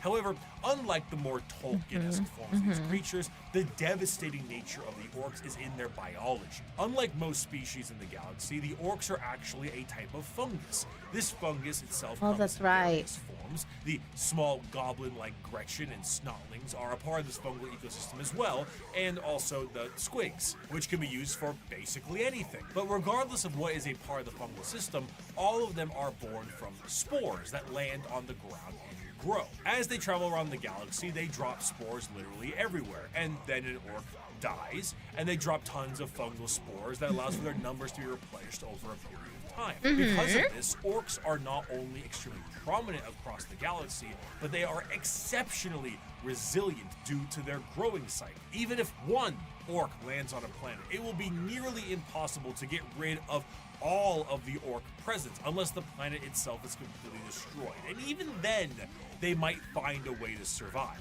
Due That's to their so crazy. nature, orcs don't really stop growing, and the more long-lived an orc is, the bigger they get, and the more orc fights, the bigger they get. Of course, since they're constantly getting into scraps, an orc's lifespan isn't necessarily that long, so the bigger orcs are harder to find.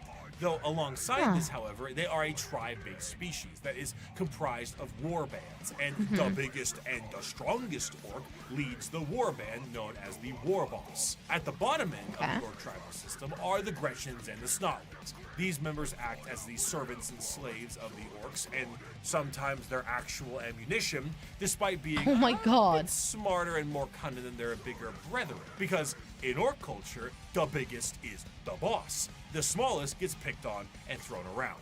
Beyond the warbands and tribes, orcs also belong to a specific clan.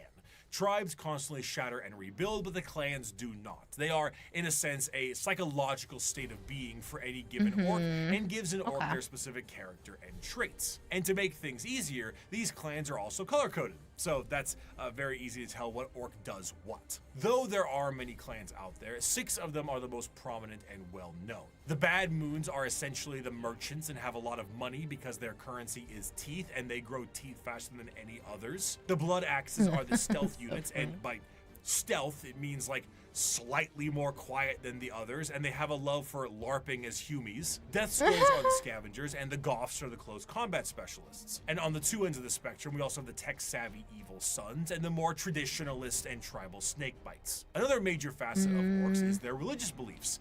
They believe in 2 gods, Gork and Mork.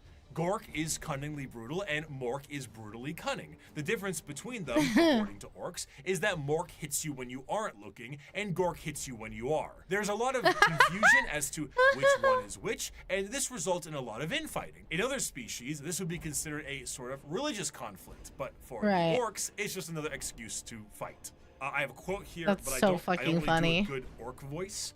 So I'm going to get my co-host of That's Ridiculous to read this one, and I'll try to lip sync it. Oh, he's more cunning in a grot and more killy than a dread. The boys that follow me can't be beat. On Pisana, we jumped the Marine boys, and our boss pose was covered in the helmets we took from the dead-ends. We burned their port and killed their bosses and left nothing but ruins behind. I'm Warlord Gezgul Mak Uruk, and I speak with the word of the gods. We's gonna stomp the universe flat and kill anything what fights back. We's gonna do this cause we're orcs, and we was made to fight and win. Holy shit, I would not have believed that was DK. What the hell? He's a voice actor. Who knew? Hi, Stim.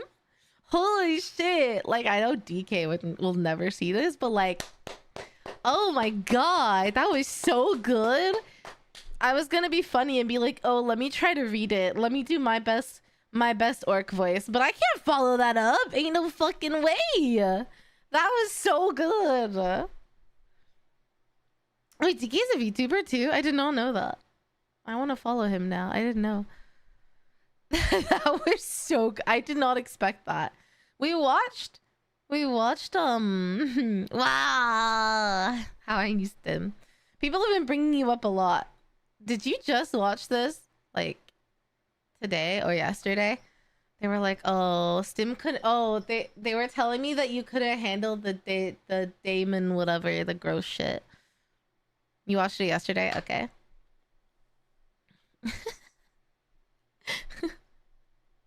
Chat kept telling me like, oh, Stim thought this about this part. I thought it was very funny. But yeah, the Daemonculaba. They told me not to Google it, but I Googled it. Give it a go. Dude, I can't follow DK. That was insane. I can't. That was too good. I can't even be funny about it. You did? Yeah. I mean, I just looked at the wiki. Yeah, it's creatively gross, but as someone who listens to true crime podcasts, like, I'm like, yeah, okay. In a fantasy world, this feels about right. They said you were freaking out, but I was like, you know, it's probably, we didn't need to go that far, but okay. DK Diamantes. Yeah, they always introduce them as that, but I don't know. I'm not built different. I just have a morbid curiosity, so I guess I'm able to. Yeah, I didn't look at images. I briefly looked at the wiki. So that's it. I used him. Yeah, I'm excited. I've been waiting for this part 2 video, so we're enjoying it so far. But I forgot what I was gonna ask at the orcs. Oh well, it's fine. Yeah, you see, that's what everyone told me. The writer that wrote about the Daemonculaba also went on to work for Riot and write Arcane, which is just crazy. Yeah. Anyway. It's because it fucking sounds terrible. Fighting is the biggest aspect of orc culture, and it's essentially their life's purpose. They are genetically hardwired to get into battles and scraps with enemies that can feel pain.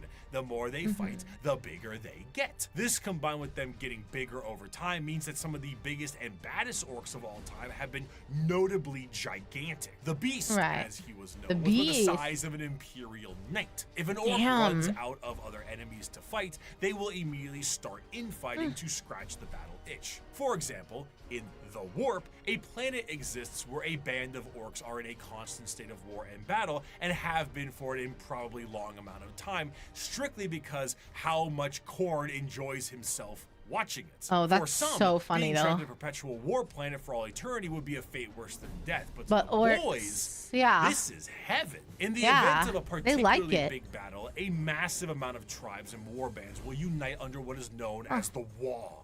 The concept of a WAAAGH covers a few bases. The first is the group aspect of the massive green tidal wave of orcs fighting for the same cause, the cause being the second base. But the most prominent aspect of the WAAAGH is the psychic aspect of it. Remember how the old ones made the Eldar and all the Eldar are psychic?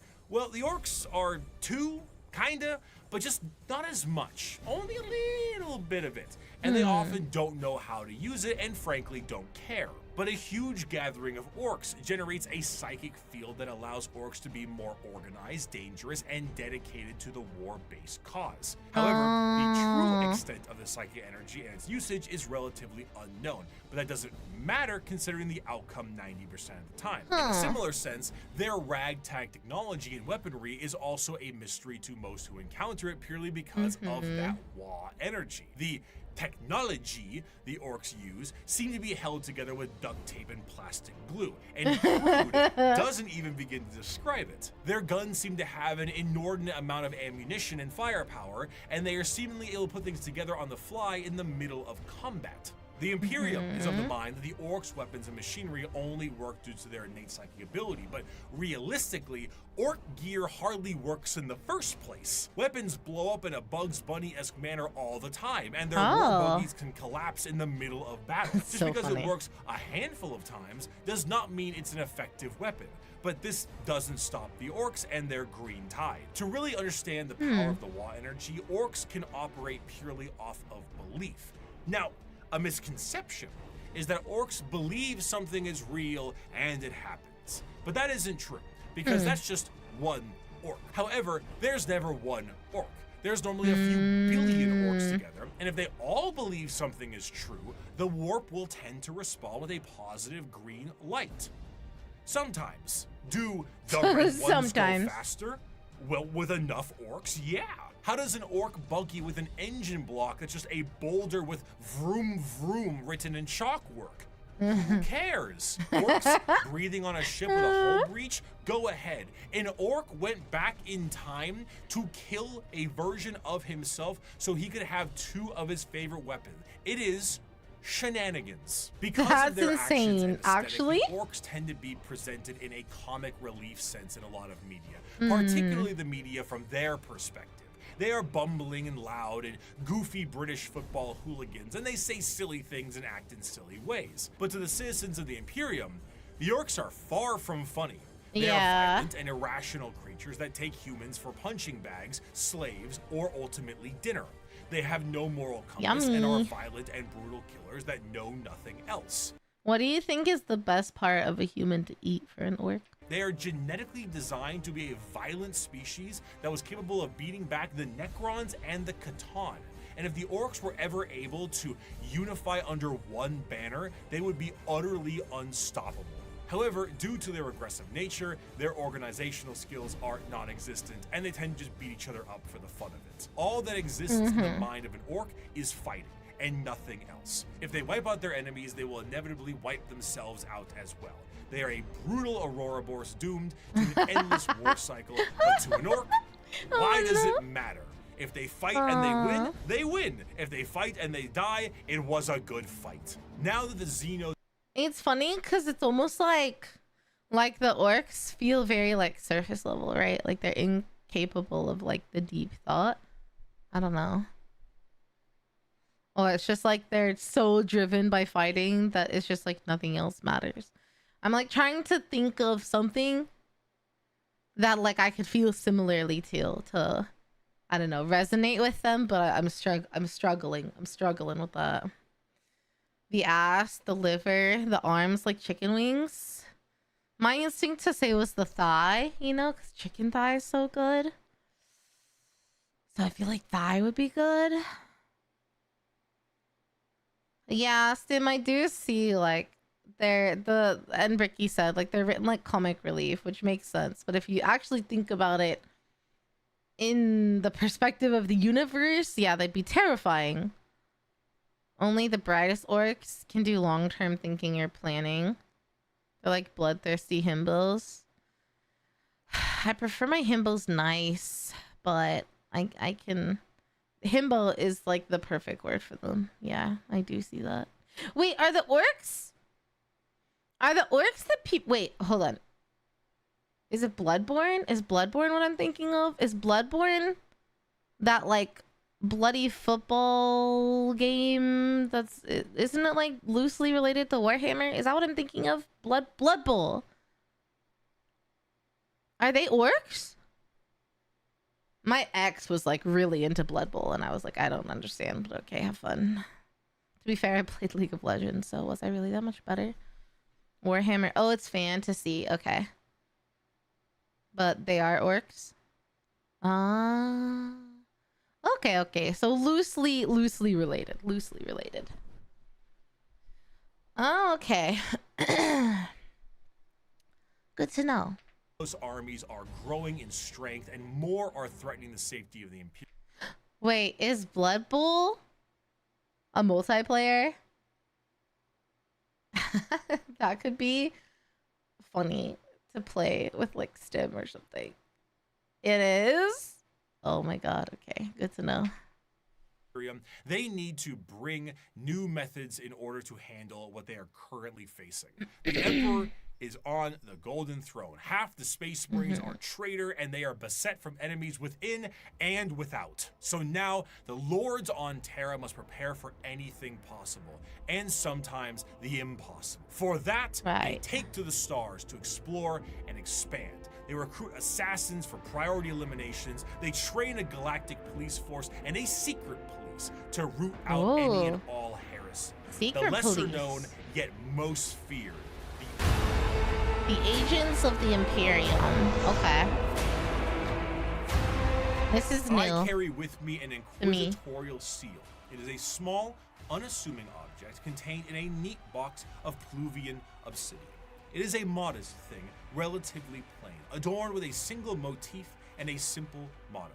Yet with this little object, I can sign the death warrant of an entire world and consign 1 billion souls to oblivion. Where the Imperium may see its justice dealt out by the hands of its armies and the gauntlets of its Astartes, when one needs eyes, ears, or both cut out, it looks to the agents of the Imperium. In a meta sense, these agents are a homogenized version of multiple factions from the original video 5 years ago. Oh wait, it's funny. I know that it's a black and white. But you can tell it's 5 years ago because look, his beard is like salt and peppery and it definitely was not here. Isn't that kind of funny? They comprise multiple aspects of the wide and all-encompassing armies of humanity and serve different roles. Whether it be the law enforcers of the Adeptus Arbites, the void-faring explorers of rogue traders, the invisible hand of the Assassinorum, or the hospitality of the Emperor's Inquisition. Each has a part to play. Is she a person? She's fucking cool. Bricky's only 29. I mean, a lot of people start getting gray hair very, very early. You just don't notice until like there's enough of it. But in something like a beard, you guys know how I feel about beards. But in something like a beard, I think you notice a lot faster than in something like actual hair, you know? Inquisitor Greyfax? Dude, she's cool. She's like cowboy, but make it armor. Yeah, Warhammer aged Bricky. I think Warhammer will age all of us. The amount of research he had to do. He basically got a PhD in Warhammer, you know? play in the God Emperor's domain.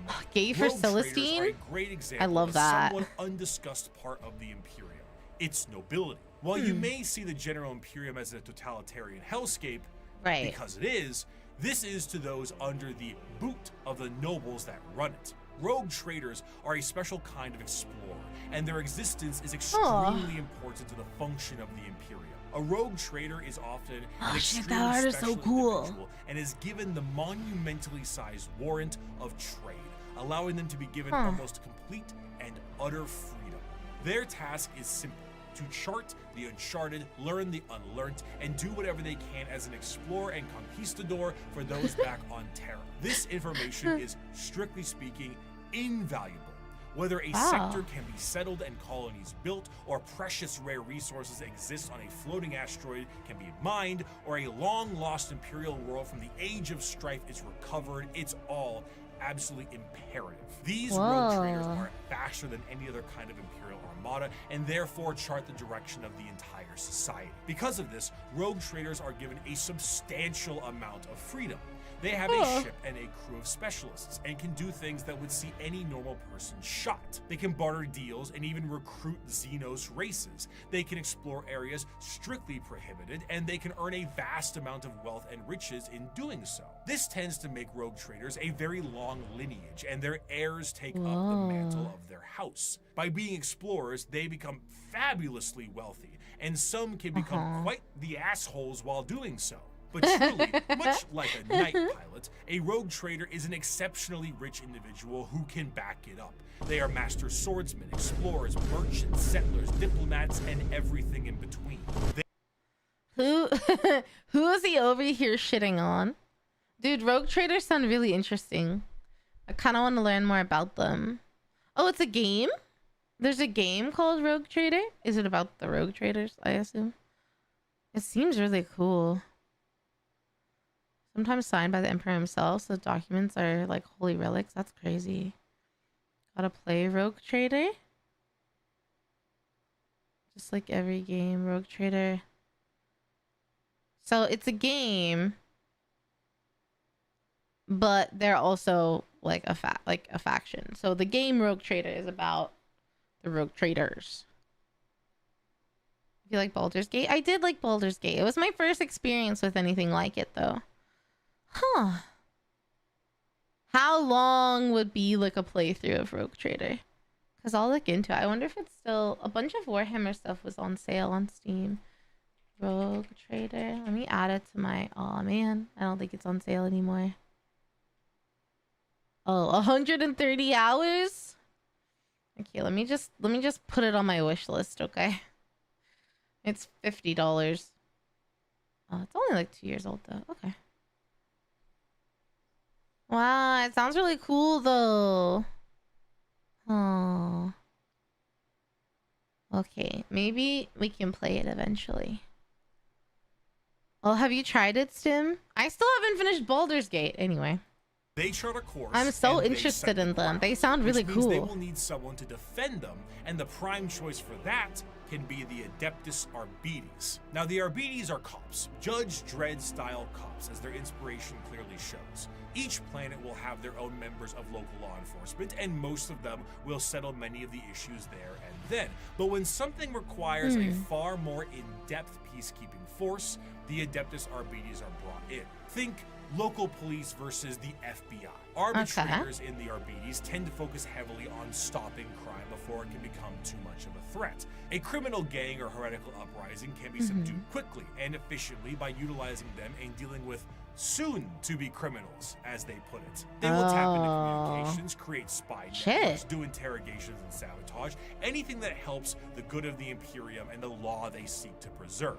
The Code of the Arbites is laid out entirely via the Book of Judgment, a gigantic library of pages showing every single law from every single High Lord of Terra in the history of the Imperium. Because the Imperium is so vast, hundreds of laws are added every single day, and the library continues to grow with more and more laws and judgments. While Arbites themselves carry a small version called the Book of Law on their person, this does end up creating a system where the unjustly prosecuted will never escape their prisons. If an innocent is wrongly convicted, any form of legal counsel will need to go through the Book of Judgment to help get you out. Often these prisoners require hundreds of years of litigation, in which they will eventually expire before they can be deemed wrongly convicted. Oh, Innocence God. is irrelevant.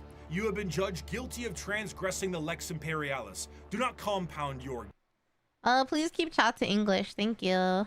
guilt by evading punishment. As there are greater crimes, so are there greater sentences. Of course, should something go out of the hands of the Adeptus Arbites, there is always the silent hand of the Officio Assassinorum to take their place. Naturally, the Imperium. Okay, so that's the neat part. You don't appeal 6 centuries, like you said. So you can be like on your best behavior. You can be like, ooh, I'm totally a good girl.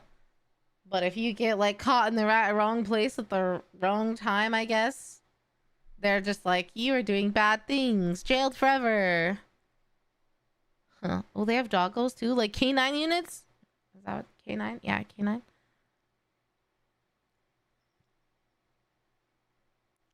It's also dark comedy, epic scales of bureaucracy, Imperium's gigafascist.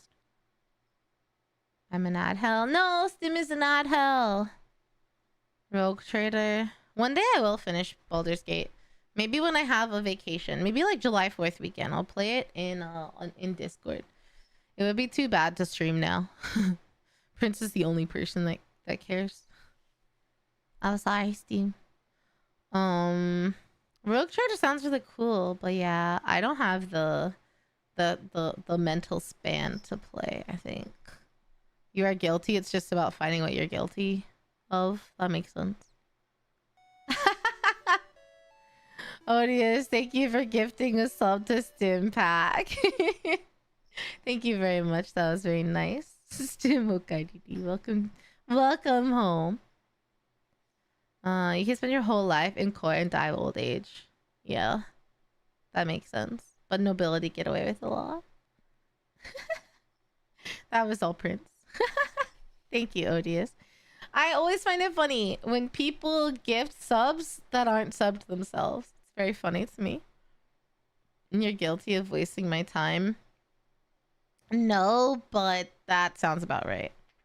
Has assassins, and these assassins are sent to dispatch. Identify someone with a potential threat. I see. Not normally be handled by simply sending waves and waves of guardsmen at it. The Assassinorum is headed by the Grand Master of the Assassinorum, who is a High Lord of Terra and perhaps the shadiest individual in the entire galaxy. Oh. At his disposal are multiple types of assassins that all specialize in various things. Their training is extreme and absurd. Aspirant children are often subjected to Hunger Games style combat with each other on the ride over to the temple. Then you get low gravity, high pressure, traps, horrendous physical and mental strain, and everything in between. Then their minds are wiped completely and the real fun begins. An Imperial Assassin is nothing to mess around with. They are some of the fastest moving and hardest hitting things the Imperium has at hand and can go toe to toe with Space Marines depending on which temple they are from. Some, like the Vindicares, are master snipers who lie in wait for weeks, days, or even months just to get the perfect headshot from 5 kilometers away and disappear.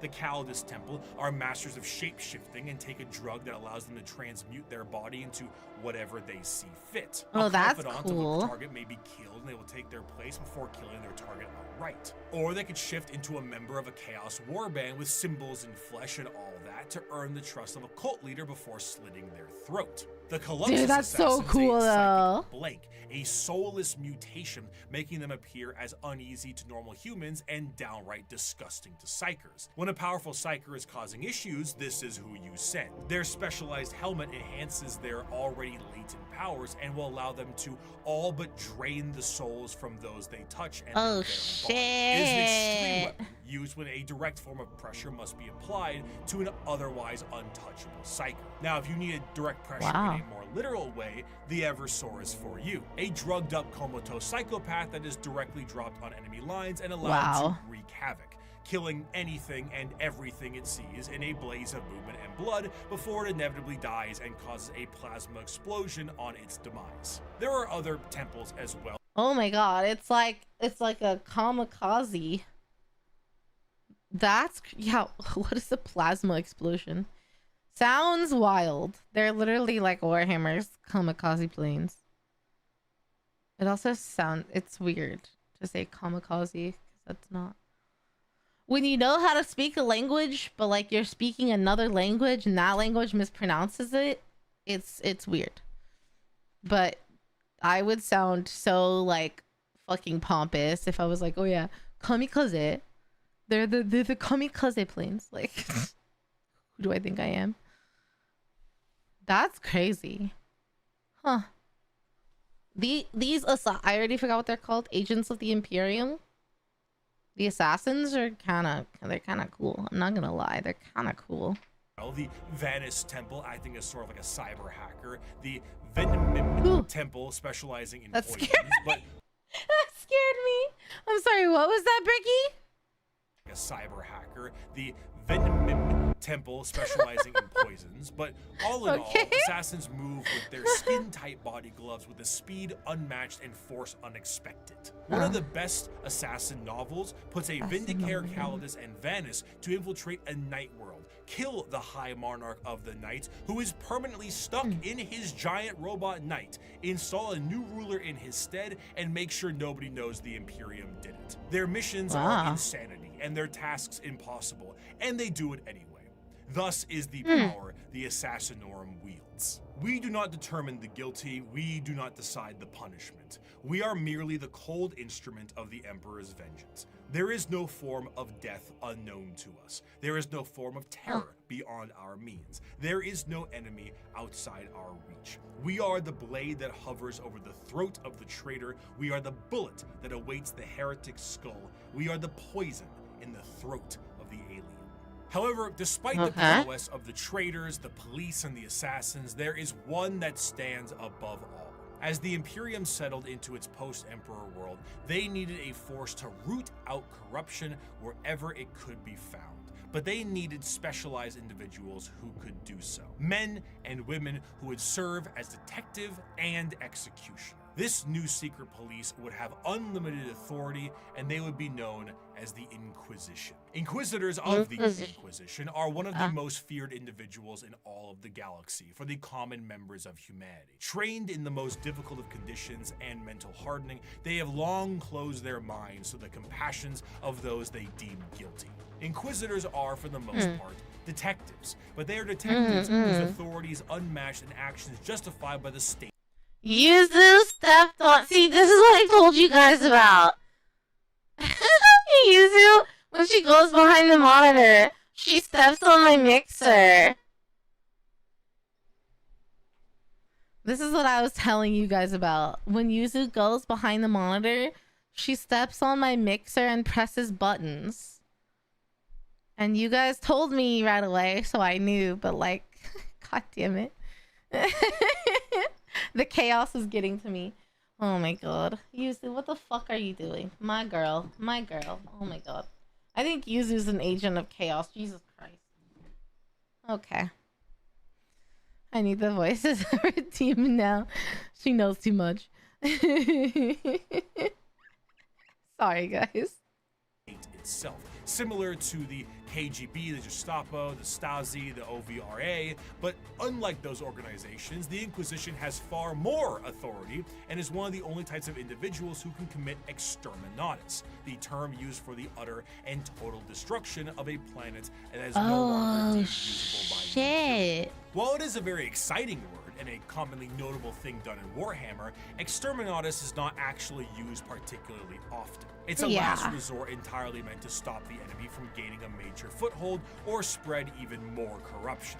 Even with a million worlds, the wholesale slaughter of an entire planet is still a massive blow to the Imperium. Inquisitors range quite a bit, not just in how they operate, but also in their personalities. They are often main characters for a large amount of books, as detective noir is a great genre, and they can be the most stone-cold killer or a pragmatic and sympathetic individual depending on who they are. Radical Inquisitors may utilize methods unlike most of the Imperium, such as alien tech or even demon hosts, where Puritans stick closer to the methods of the religious state and shun any deviations. They also specialize in various aspects, as the Inquisition has orders or ordos, such as Xenos for aliens, Malleus for demons, and Hereticus for, you guessed it. Truly, if you are a normal citizen of the Imperium, a person flashing an inquisitorial rosette in front of you may be one of the most terrifying moments of your entire life. Damn, okay. It is the same as an FBI badge or a KGB member, except now you're in Warhammer.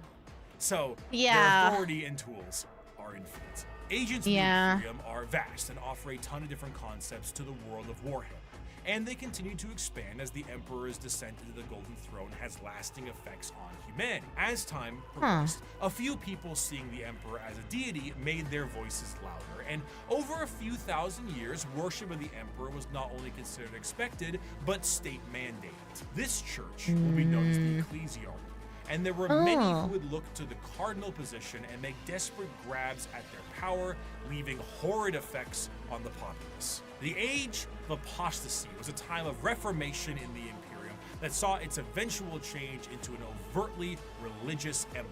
During this time, an all-female warrior cult to the Emperor called the Daughters of the Emperor were a bit more isolated from the wider Imperium. However, as the Ecclesiarchy began to take root, one ghosty Van Dyer became the High Lord of the Administratum and noticed these warriors and felt they could be useful to him. ghosty himself told these warriors that he was the voice of the Emperor himself and demanded... That's right. This is how the Battle Sisters started, right? I feel like I forgot already. Except that we hate this guy. This guy sucks. And he is the worst. Maybe not the worst, but... Did they fire upon him to prove it? Having a little hidden force field that this warrior Cole had never seen before, the bullet bounced off of him and showing him to be unharmed, truly blessed by the Emperor. This cult became known as the Brides of the Emperor and acted as his personal bodyguards and aides. However, ghosty Van Dyer was a tyrant, and his horrendous reign spelt ruination for the wider Imperium, which made the Adeptus Custodes take notice. Despite an outright coup and revolt against him, the deadlock was getting steep as the Brides of the Emperor's fierce combat skills kept him safe. One custodian made contact with the leader of the Brides and brought her into the throne room of the Emperor himself. Nobody knows what transpired in that room. I wonder if we'll ever know. Alicia Dominica, the custodian, and the Emperor himself. However, she left the room with her hair bleached pure white. The interaction marched her battle brides directly to Van Dyer himself and said, "You have committed the ultimate heresy. Not only have you turned your back on the Emperor and stepped from his light, you have profaned his name and almost destroyed everything he has striven to build. You have perverted and twisted the path he has laid for mankind to tread. As your decrees have stated, there can be no mercy for such a crime, no pity for such a criminal. I renounce your lordship. You walk in the darkness and cannot be allowed to live. Your sentence has been long overdue, and it is now time for you to die." Dude, she's so fucking badass. She saw her Kamiyoshi, dude. That's so true. She saw her Kamiyoshi, and the Kamiyoshi was like, "Hey, yo, that other person you like, yeah, they're actually garbage. They fucked me over." Yeah, he's up there with the worst for sure. I think it's cooler if we never know. Yeah, it is cooler if we never know. I don't. These ladies are freaky, and the boss would hate to be a god, but it's what we have. Despite not having any time to die, ghosty Van Dyer found some time to do so. With his head lopped clean from his body, the Brides of the Emperor were no more, and the Ecclesiarchy signed a document to stop Van Dyer's reign from happening again. They would no longer be allowed to have men under arms. Men.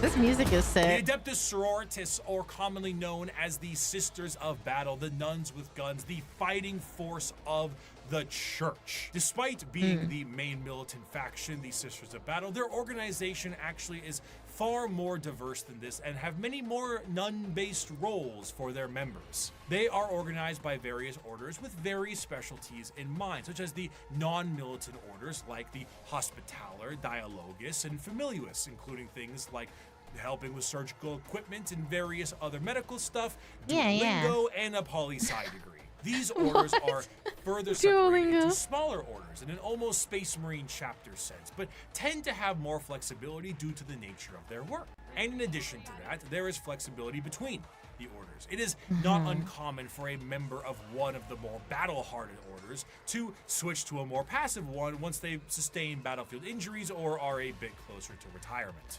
As mentioned before, the Sisters of Battle are a part of their own separate organization, the Order's Militant, and feature the highest number of any given sister. They are the... Thanks to the raid, Lennox. Welcome in. Teachers to noble children. Oh. The official fighting force of the Ecclesiarchy, and they specialize in wars of faith.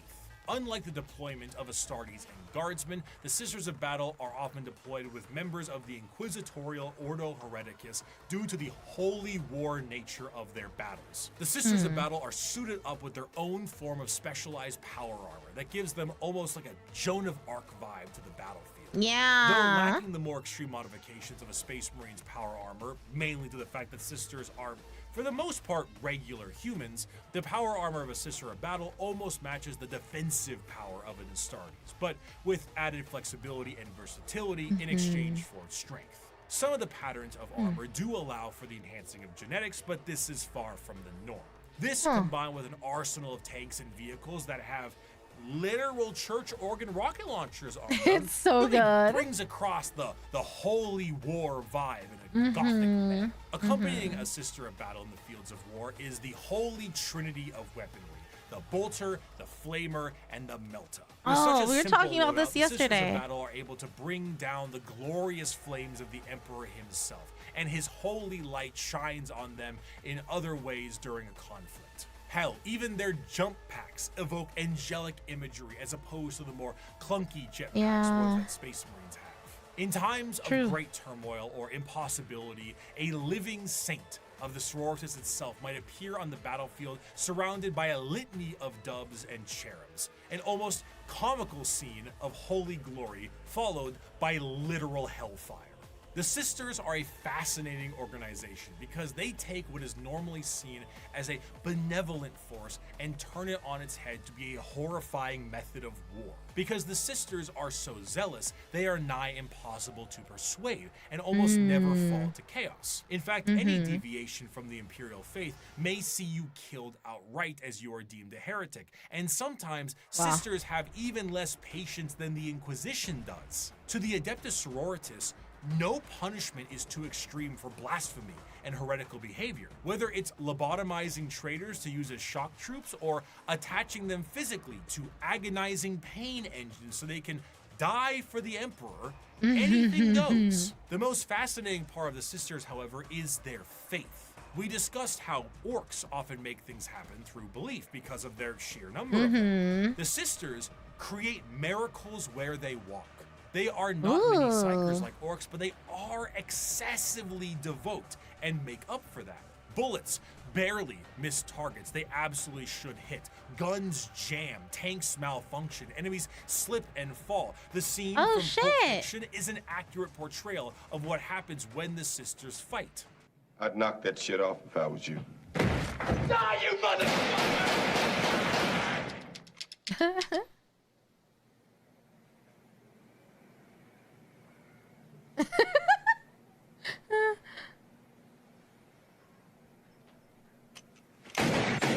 Oh my god. One of the most prominent figures.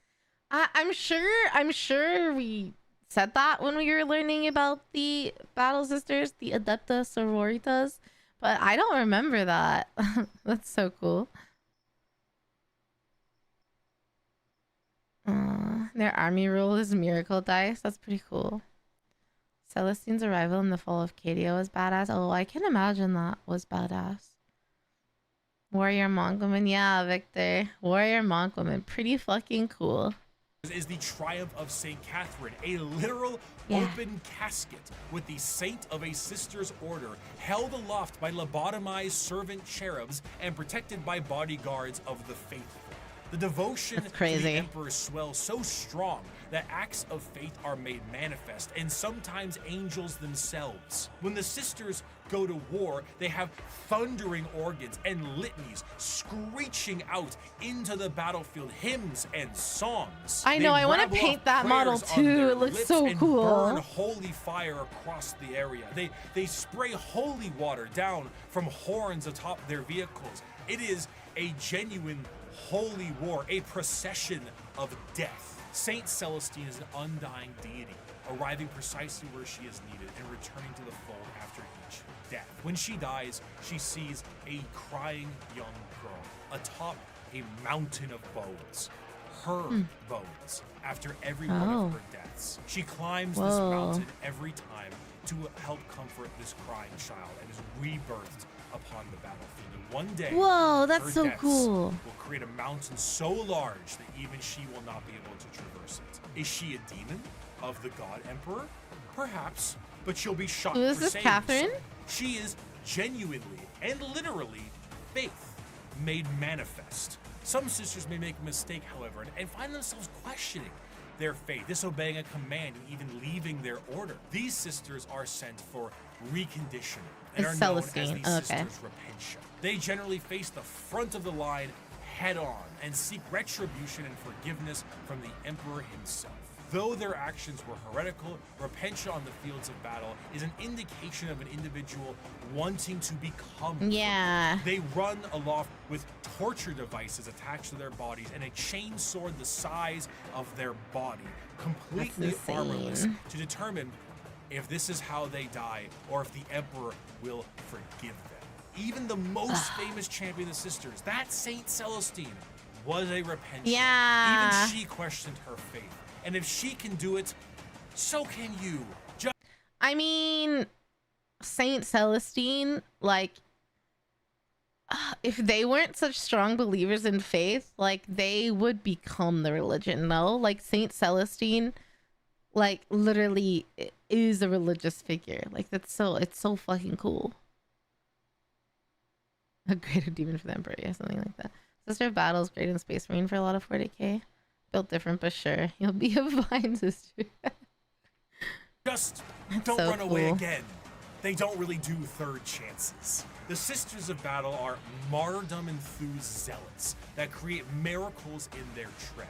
Their devotion is boundless and also a direct source of their power. A whole army of power-armored soldiers shooting, burning, and melting all in their path is bad enough, but it enters a whole different level when God is on your side. By bolter shell, flamer burst, and melta blast, the mutant, the heretic, and the traitor alike are cleansed of their sin of existence. So has it been for 5 millennia, so shall it be. Dude, they're so cool though. The Imperium devolving into wars. Yeah, I see the similarity, Odious. They're like orcs. Where the xenophobic nature of humanity was once strong, it has now been magnified, and there are plenty of aliens in this galaxy. 6,000 years prior to the current events of 40k, a planet was found by an AdMech exploration vessel. The life forms on the planet were seen using tools, but they were still very limited, so the planet was marked for destruction to pave the way for the Imperial war machine. However, this was thrown off because of an extreme warp storm and that whole Doge Van Dyer thing. Flash forward to modern day, and an unknown but highly advanced vessel was shot down near an Imperial mining world, and the bodies on this vessel matched those life forms found on that primitive world. The native creatures on that planet were able to evolve rapidly due to them being unobstructed, and their highly advanced gear posed a new threat to the Imperium. Advancing over these years with a remarkable speed, these are the new upstarts in the galaxy, looking to make a name for themselves, all in the name of the greater good. These are the Tau. Oh, I'm excited. I want to know about the Tau. I don't know anything. Intrinsically evil, do not hate him. Pity him his ignorance, seek to understand his differences, and acquaint him with his inadequacies. Only then will he accept his place in the greater good. The early history of the Tau is chaotic at best. Due to their extreme speed run to space travel, their journey to the stars were overburdened with inner conflict. It wasn't until the appearance of the Ethereals that things began to settle. These Tau to the warring tribes marked their unification under one common belief: the greater good of the Tau WAAAGH. What about the greater good? The greater good. How can this be for the greater good? The greater good. This system is a caste-based system that seeks to unify and organize the Tau into an effective and successful society while working for their mutual benefit. These castes, in order from lowest to highest, are the Fire or Shas caste, which is soldiers, Earth/Theo, which is manufacturers and industrialists, the Water or Hor, being diplomats and traders, and the Air/Kor, being navy officers. Also, the Ethereal/Un, which is the lords and leaders of the Tau. Now, unlike the paths of the Eldar, the Tau don't get any say into which caste they're in. It's determined upon birth due to inheritance from a parent. Trying to deviate from your caste or trying to do tasks or even use tools assigned to another caste is a grievous crime against the Ethereals, and those guilty of this crime tend to be sent to re-education camps, which sounds not so greater good, but a greater good than the good that the Imperium sees as greater. The guidance of the greater good also encourages the growth of the Empire through the absorption of other races and cultures. So they're not racist and culturist, but they're casteist.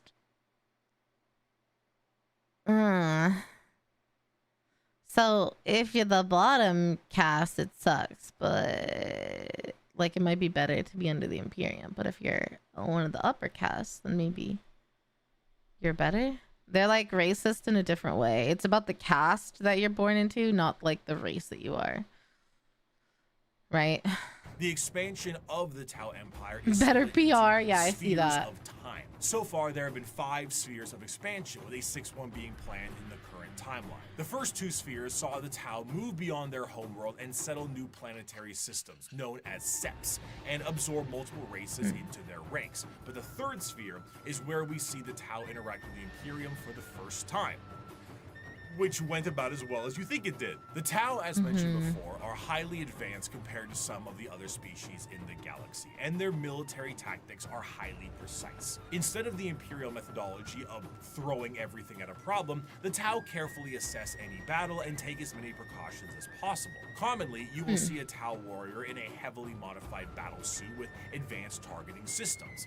The Tau do not often consider close combat to be something very effective, so they don't really put much stock into it. Their Gundam-like battlesuits have a multitude of functionality, ranging from overwhelming firepower to stealth-based combat, and since they're an upstart species with a bit of technical flair, they have plenty of AI drones that help them in the field of battle. In addition to this, the Tau are also joined in the field of battle by some of the species that have been absorbed into the fold of the greater good. These auxiliaries often employ tactics that the Tau are unable to do on their end, such as the brute force and almost primitive nature of the Kroot, combined with the Geonosian aerial shock attack style of the Vestments. But the Tau assimilate more and more species with time, including even some humans who wish to break off from the Imperium for pick a reason. The aesthetic of the Tau also leans a bit more into the East Asian sci-fi aesthetics. The large mech suits definitely evoke that Gundam look, but the general garb of their higher-ups kind of create that motif, and they often have accents in the games that they are in.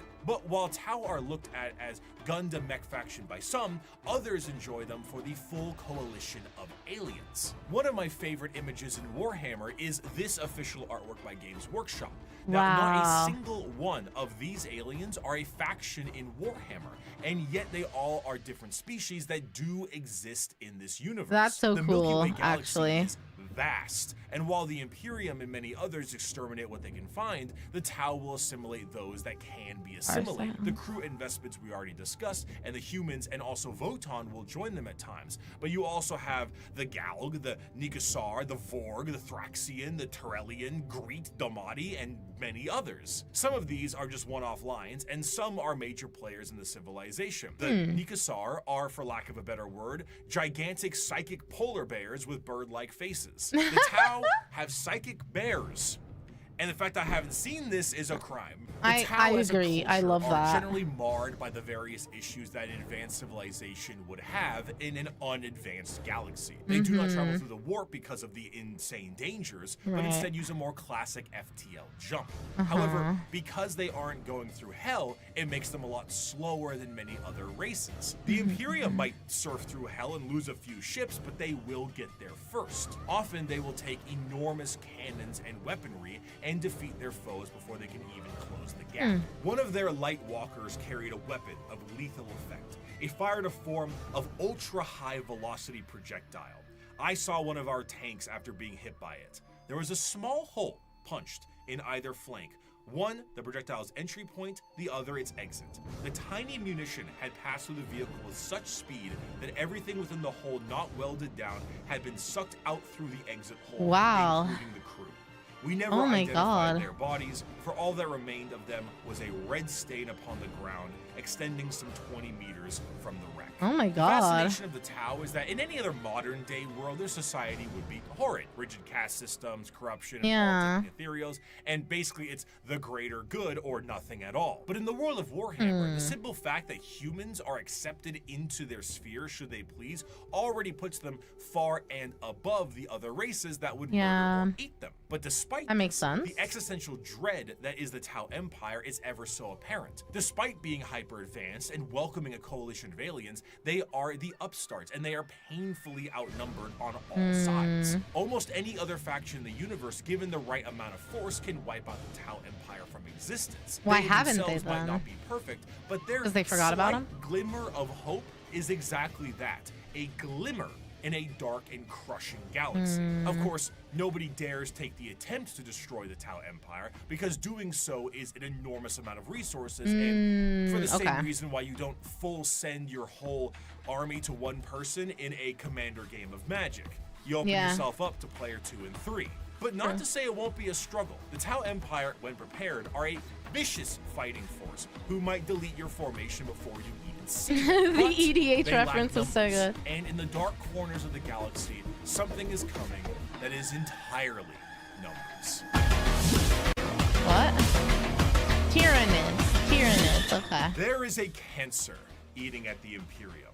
With each decade, it advances deeper, leaving drained, dead worlds in its wake.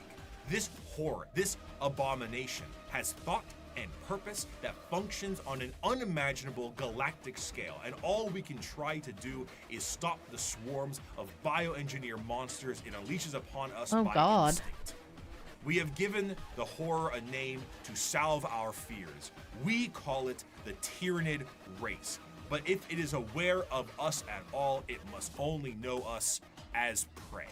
The conflicts of Warhammer 40k are chaotic enough with the sheer this music is volume of bomb. violence that exists in the confines of the Milky Way. However, there is a threat to the galaxy that extends beyond our known galaxy that is creeping ever closer and cannot be negotiated with. What drew them to the galaxy is unclear. It may have been the light of the Astronomicon itself, like a moth to a flame. It could have been a Xenos device detonated in the Horus Heresy. It could have been that they were done eating the Andromeda galaxy and they have come to take ours, or they might be running from something far, far worse.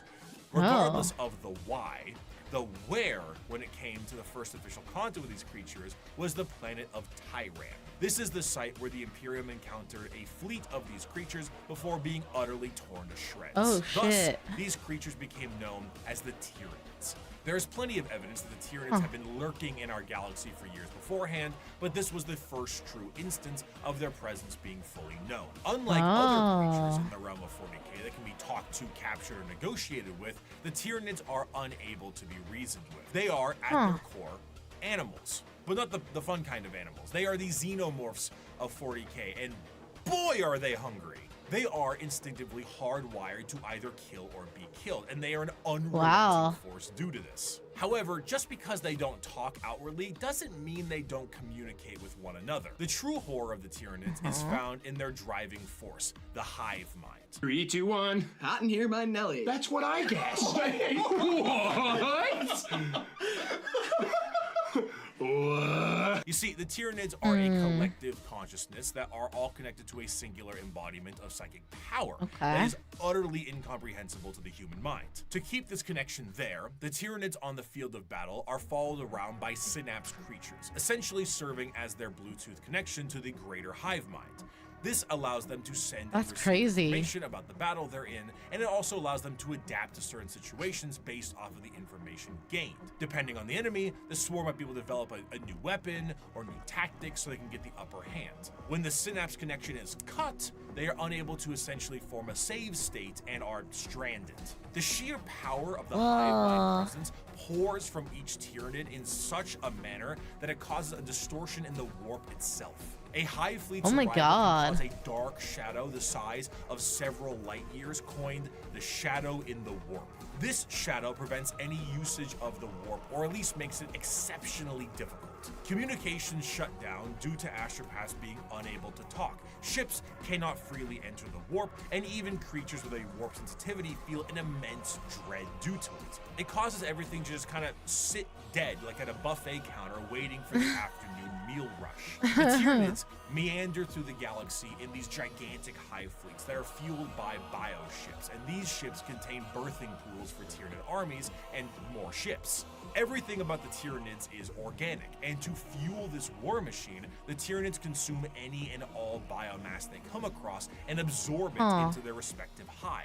From the ground to literally the air, the Tyranids strip a planet to a lifeless and uninhabitable hulk. As a means to curb the advancement of the Tyranids, the Imperium has been known to preemptively exterminatus worlds in the path of a hive fleet so that they have less biomass to consume in an attempt to starve them. The Halo method, literally scorched earth tactics by taking everything out of the freezer and lighting it on fire. Outside of the obvious threat and adaptive and unreasonable enemy posed on the field of battle, the most dangerous aspect of the Tyranids comes in the form of their general unpredictability. The Tyranids are external to the Milky Way galaxy itself, and it's unknown where they truly hail from. However, their arrival in the Milky Way is seemingly random and in 3D space, implying quite heavily that Tyranids have the galaxy surrounded in some kind of way. Due to this, you will sometimes see instances of species engaged in a separate conflict, both agree to a temporary truce in order to take out a Tyranid threat.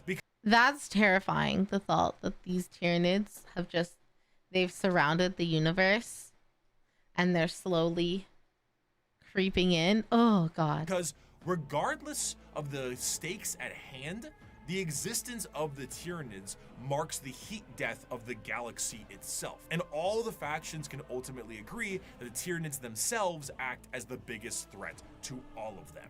The Tyranid race is truly an unknowable horde and pulls from that horror of the unknown. They, as a faction, are not ones with a large amount of general lore because their entire race is told from the point of view of those being eaten by them.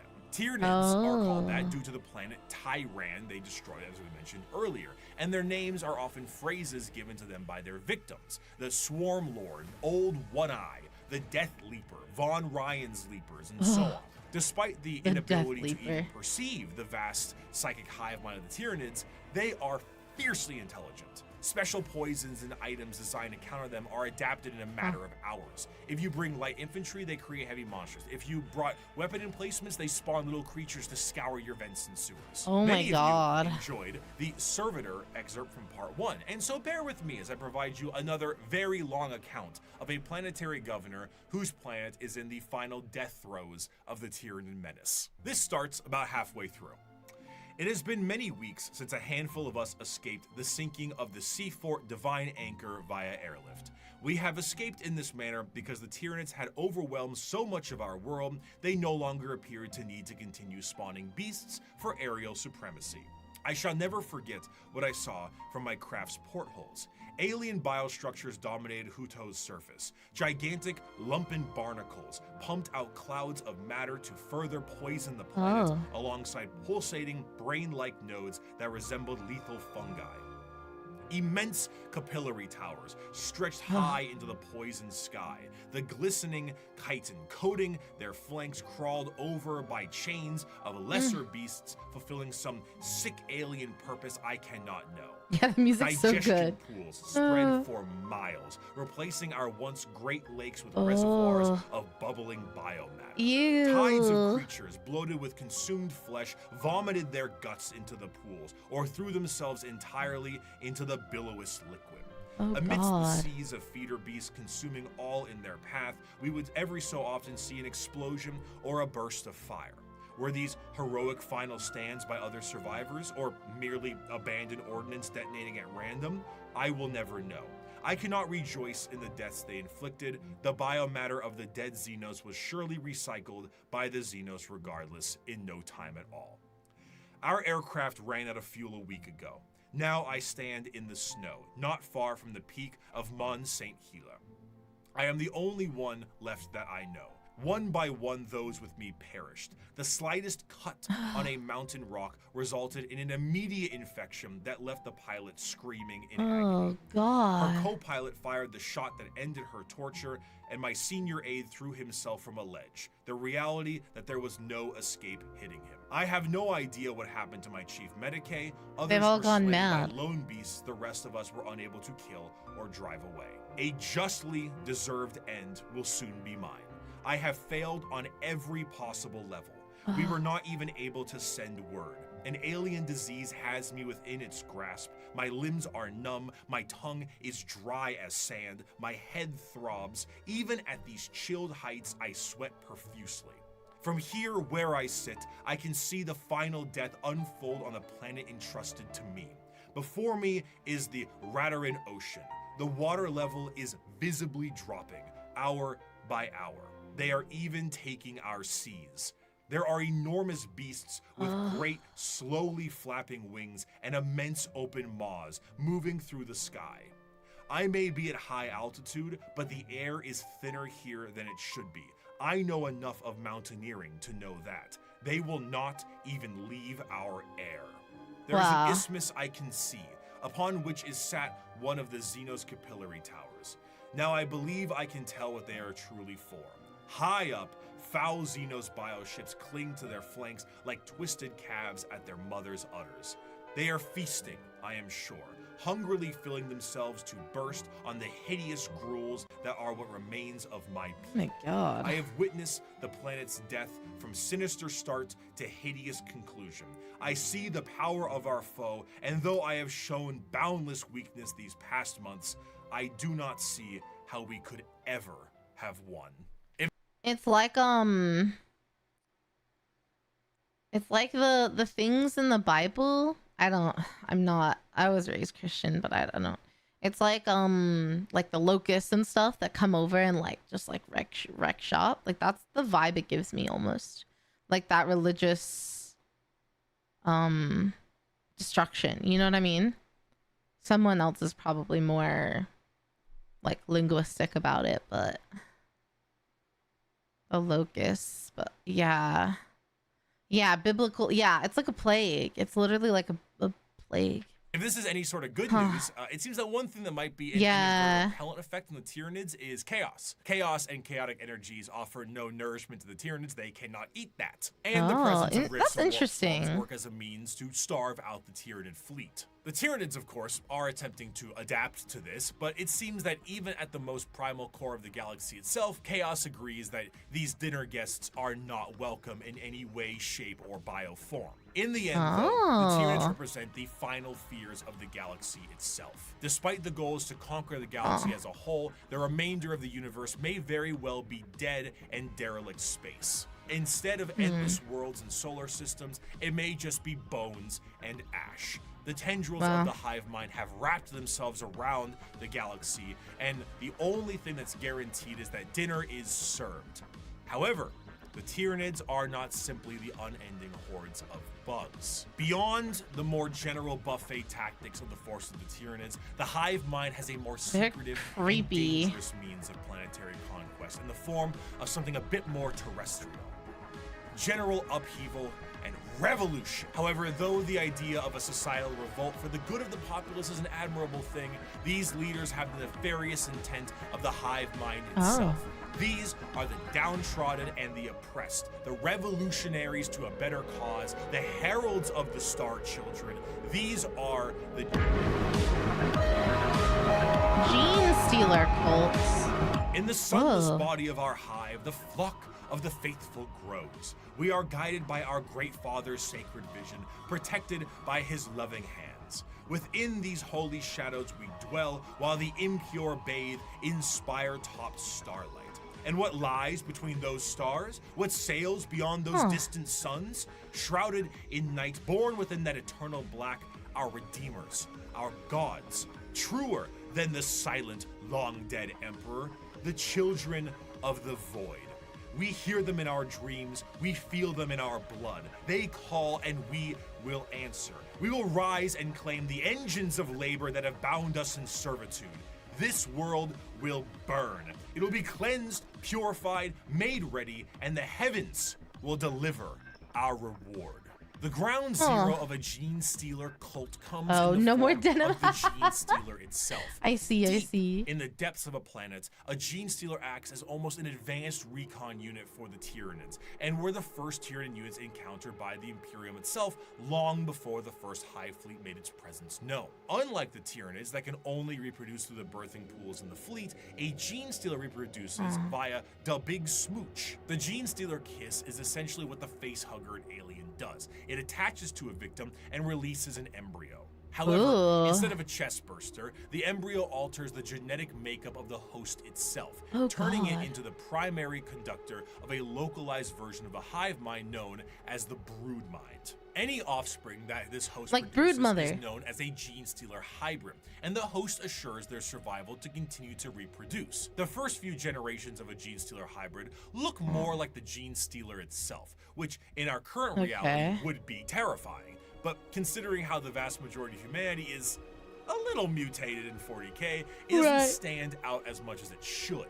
As the generations continue, the mutations and the general alien look is almost entirely phased out, and the resulting hybrids look almost identical to the species that they once were. Due to the size of most worlds, the makings of a Genestealer cult can exist almost entirely in secret, generation after generation. After a certain period of time, those hybrids will make their way into generalized society. Still connected to the mind of the Genestealer itself, the hybrids operate with the express goal of gaining power within society itself in a political and religious sense. Most of the time, they will present themselves as revolutionaries, looking for the betterment of the population. And honestly, it sounds great for a lot of the folks on the planet. By the people, for the people.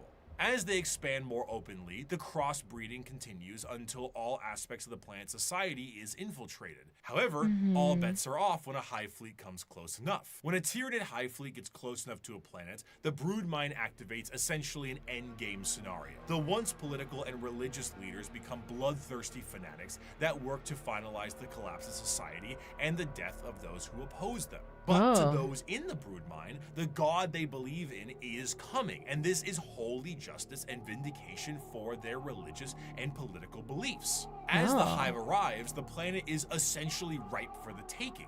The original Genestealer pieces out to the next world or is reabsorbed for deployment elsewhere, and the Tyranids begin to take the planet for themselves. The cultists sing praises and holy songs as the Tyranids begin to eat everything up in kind of a meet the pyro sense of religious delusion. But as they are harvested, some of them are snapped back to reality, oops, there goes gravity, before they are thrown into the biomass soup. For a fleeting second, they see this was all a ruse to consume the world, and that their false gods were a bunch of that sucks. The cultists essentially put the checkerboard dining cloth on the table for them and invited them for a feast. Due to the constant redeployment of Genestealers, there are known cults that pop up across the Imperium itself. Some of the more well-known ones are the Cult of the Bladed Cog or the Rusted Claw, but there are hundreds, if not thousands, of different cults that keep popping up all over the galaxy as the Genestealers spread. And due to their covert... So the Genestealers are like helping the Tyranids, basically.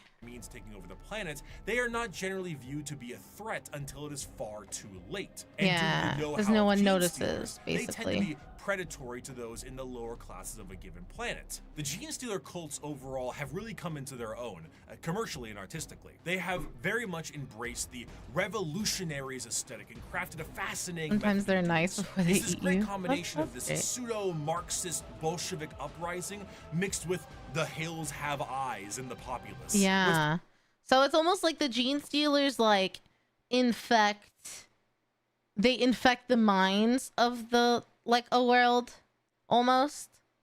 It's like their minds are infected, and then some of them unfortunately like snap out of it right beforehand. Yeah, it's really reminding me of something. I don't know what it is, but that's kind of crazy. Mind and body, yeah. Yeah, Diamond King. Like once a week usually. Particularly enjoyable about their uprising is that often from their point of view, the reasons they Yeah, have like are body extremely snatchers. justified. Most of the members of the GSC are the extremely impoverished and menial laborers of the Imperium, who honestly wouldn't need an alien presence to scared provide me. a manifesto on reasons to revolt. Their weapons are all makeshift and often involve things like mining lasers, drilling saws, demolition charges, giant stop signs. Their political machinations work quite well, as the cult ends up being really good at assassination, especially when you have a third arm holding a pistol beneath all those robes. They're a faction rife with fascination and culture, and their plans are generations in the making, to the end goal of being thrown right back into the soup by the star children they prepared the world for. And those are the threats to the galaxy now. The degradation of almost every species is now behest by the Tyranid menace, and all of the infighting between each and every single one of them will be their undoing. The world of Warhammer is a bleak and horrendous one, and that is in its own right the charm. It is so large, so vast, so absolutely horrendous and insane, and yet is treated with 100% severity and seriousness. In the beginning of part 1, I gave you an abridged and different opening to the Warhammer world, the grim darkness of the far future, and I leave you with this part 2 with the full quote itself. It is the 41st millennium. For more than 100 centuries, the Emperor has sat immobile on the golden throne of Earth. He is the master of mankind by the will of the gods, and master of 1,000,000 worlds by the might of his inexhaustible armies. He is a rotting carcass writhing invisibly with power from the dark age of technology. He is the carrion lord of the Imperium, for whom 1,000 souls are sacrificed every day so that he may never truly die. Yet even in his deathless state, the Emperor continues his eternal vigilance. Mighty battle fleets across the demon-infested miasma of the warp, the only route between distant stars, their way lit by the Astronomicon, the psychic manifestation of the Emperor's will. Vast armies give battle in his name on uncounted worlds. Greatest amongst his soldiers are the Adeptus Astartes, the Space Marines, bioengineered super warriors. Their comrades in arms are Legion, the Imperial Guard, and countless planetary defense forces, the ever-vigilant Inquisition, and the tech priests of the Adeptus Mechanicus, to name only a few. But for all their multitudes, they are barely enough to hold off the ever-present threat from aliens, heretics, mutants, and worse. To be a man in such times is to be one amongst untold billions. It is to live in the cruelest and most bloody regime imaginable. These are the tales of those times. Forget the power of technology and science, for so much has been forgotten, never to be relearned. Forget the promise of progress and understanding, for in the grim darkness of the far future, there is only war. There is no peace amongst the stars, only an eternity of carnage and slaughter and the laughter of thirsting gods. Thank you so much for watching. I hope you have a wonderful rest of your day. Damn. Yeah, how do you end that, really? That's wild. That quote's kind of crazy. Yeah, he killed it. That video was fantastic. But, like, shit. it just kind of hit home again. It reminded me that there's no happy ending in this universe, I feel. What's your favorite faction? I mean, I'm really interested in the Sisters of Silence. We all know I'm really into the battle. And the Assassins, I forget their names. They seem kind of cool too. And the Inquisitor people. I'm really interested in all of those, for sure. But I can turn myself back up again. Yippee! Yippee! Don't think I'm too much louder than I was. This should be my OG volume level.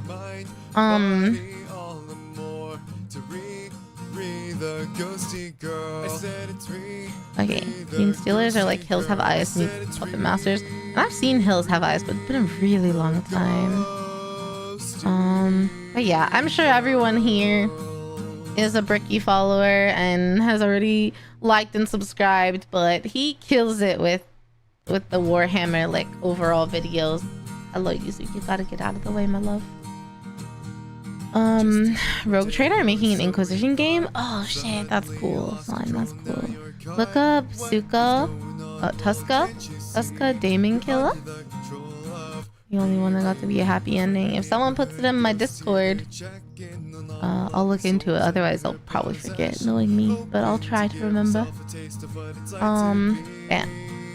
I'm glad that I got to finally watch the second part of that. It's so good. I'm like reinvigorated to learn more things, you know? I want to learn more.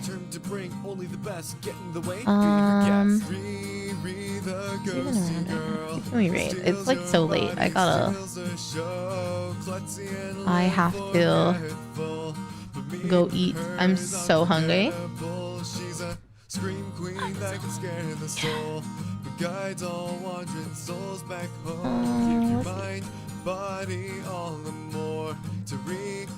Oh shit, perfect. Heroes Live! I just saw her last weekend. She's really cool. I met her at TwitchCon last year. We did a collab with Glitch Stars. We did a bunch of pack openings, and she's live right now. She just started an hour ago. And so I want to support her and raid her. She's just chatting. I'm not sure what else she's gonna do. So if you're on Twitch, I appreciate you raiding Kira. She does not stream to YouTube, unfortunately. So YouTube chat, you're not going to be able to go see her. But if you'd like to hop on over to Twitch, it's Kira Bug, KEIRABUG. He's great. But thank you guys so much for hanging out with me, for watching Warhammer with me. I will be live on Friday with co-working and yapping and Nikkei. So even if it's not your vibe, I super would appreciate like lurks and stuff. You can work alongside me and we can chat. We can get through the day. Otherwise, guys, I hope you have an amazing night or day wherever you are. Please take care of yourself, drink plenty of water. I will see you guys on Friday and I'll see you on Discord tomorrow. Okay? Thanks for the support today, guys. I love you. Bye. Guides all wandering souls back home. Give your mind, body, all the more to Riri, the ghosty girl. I said it's Riri, the ghosty girl. I said it's Riri.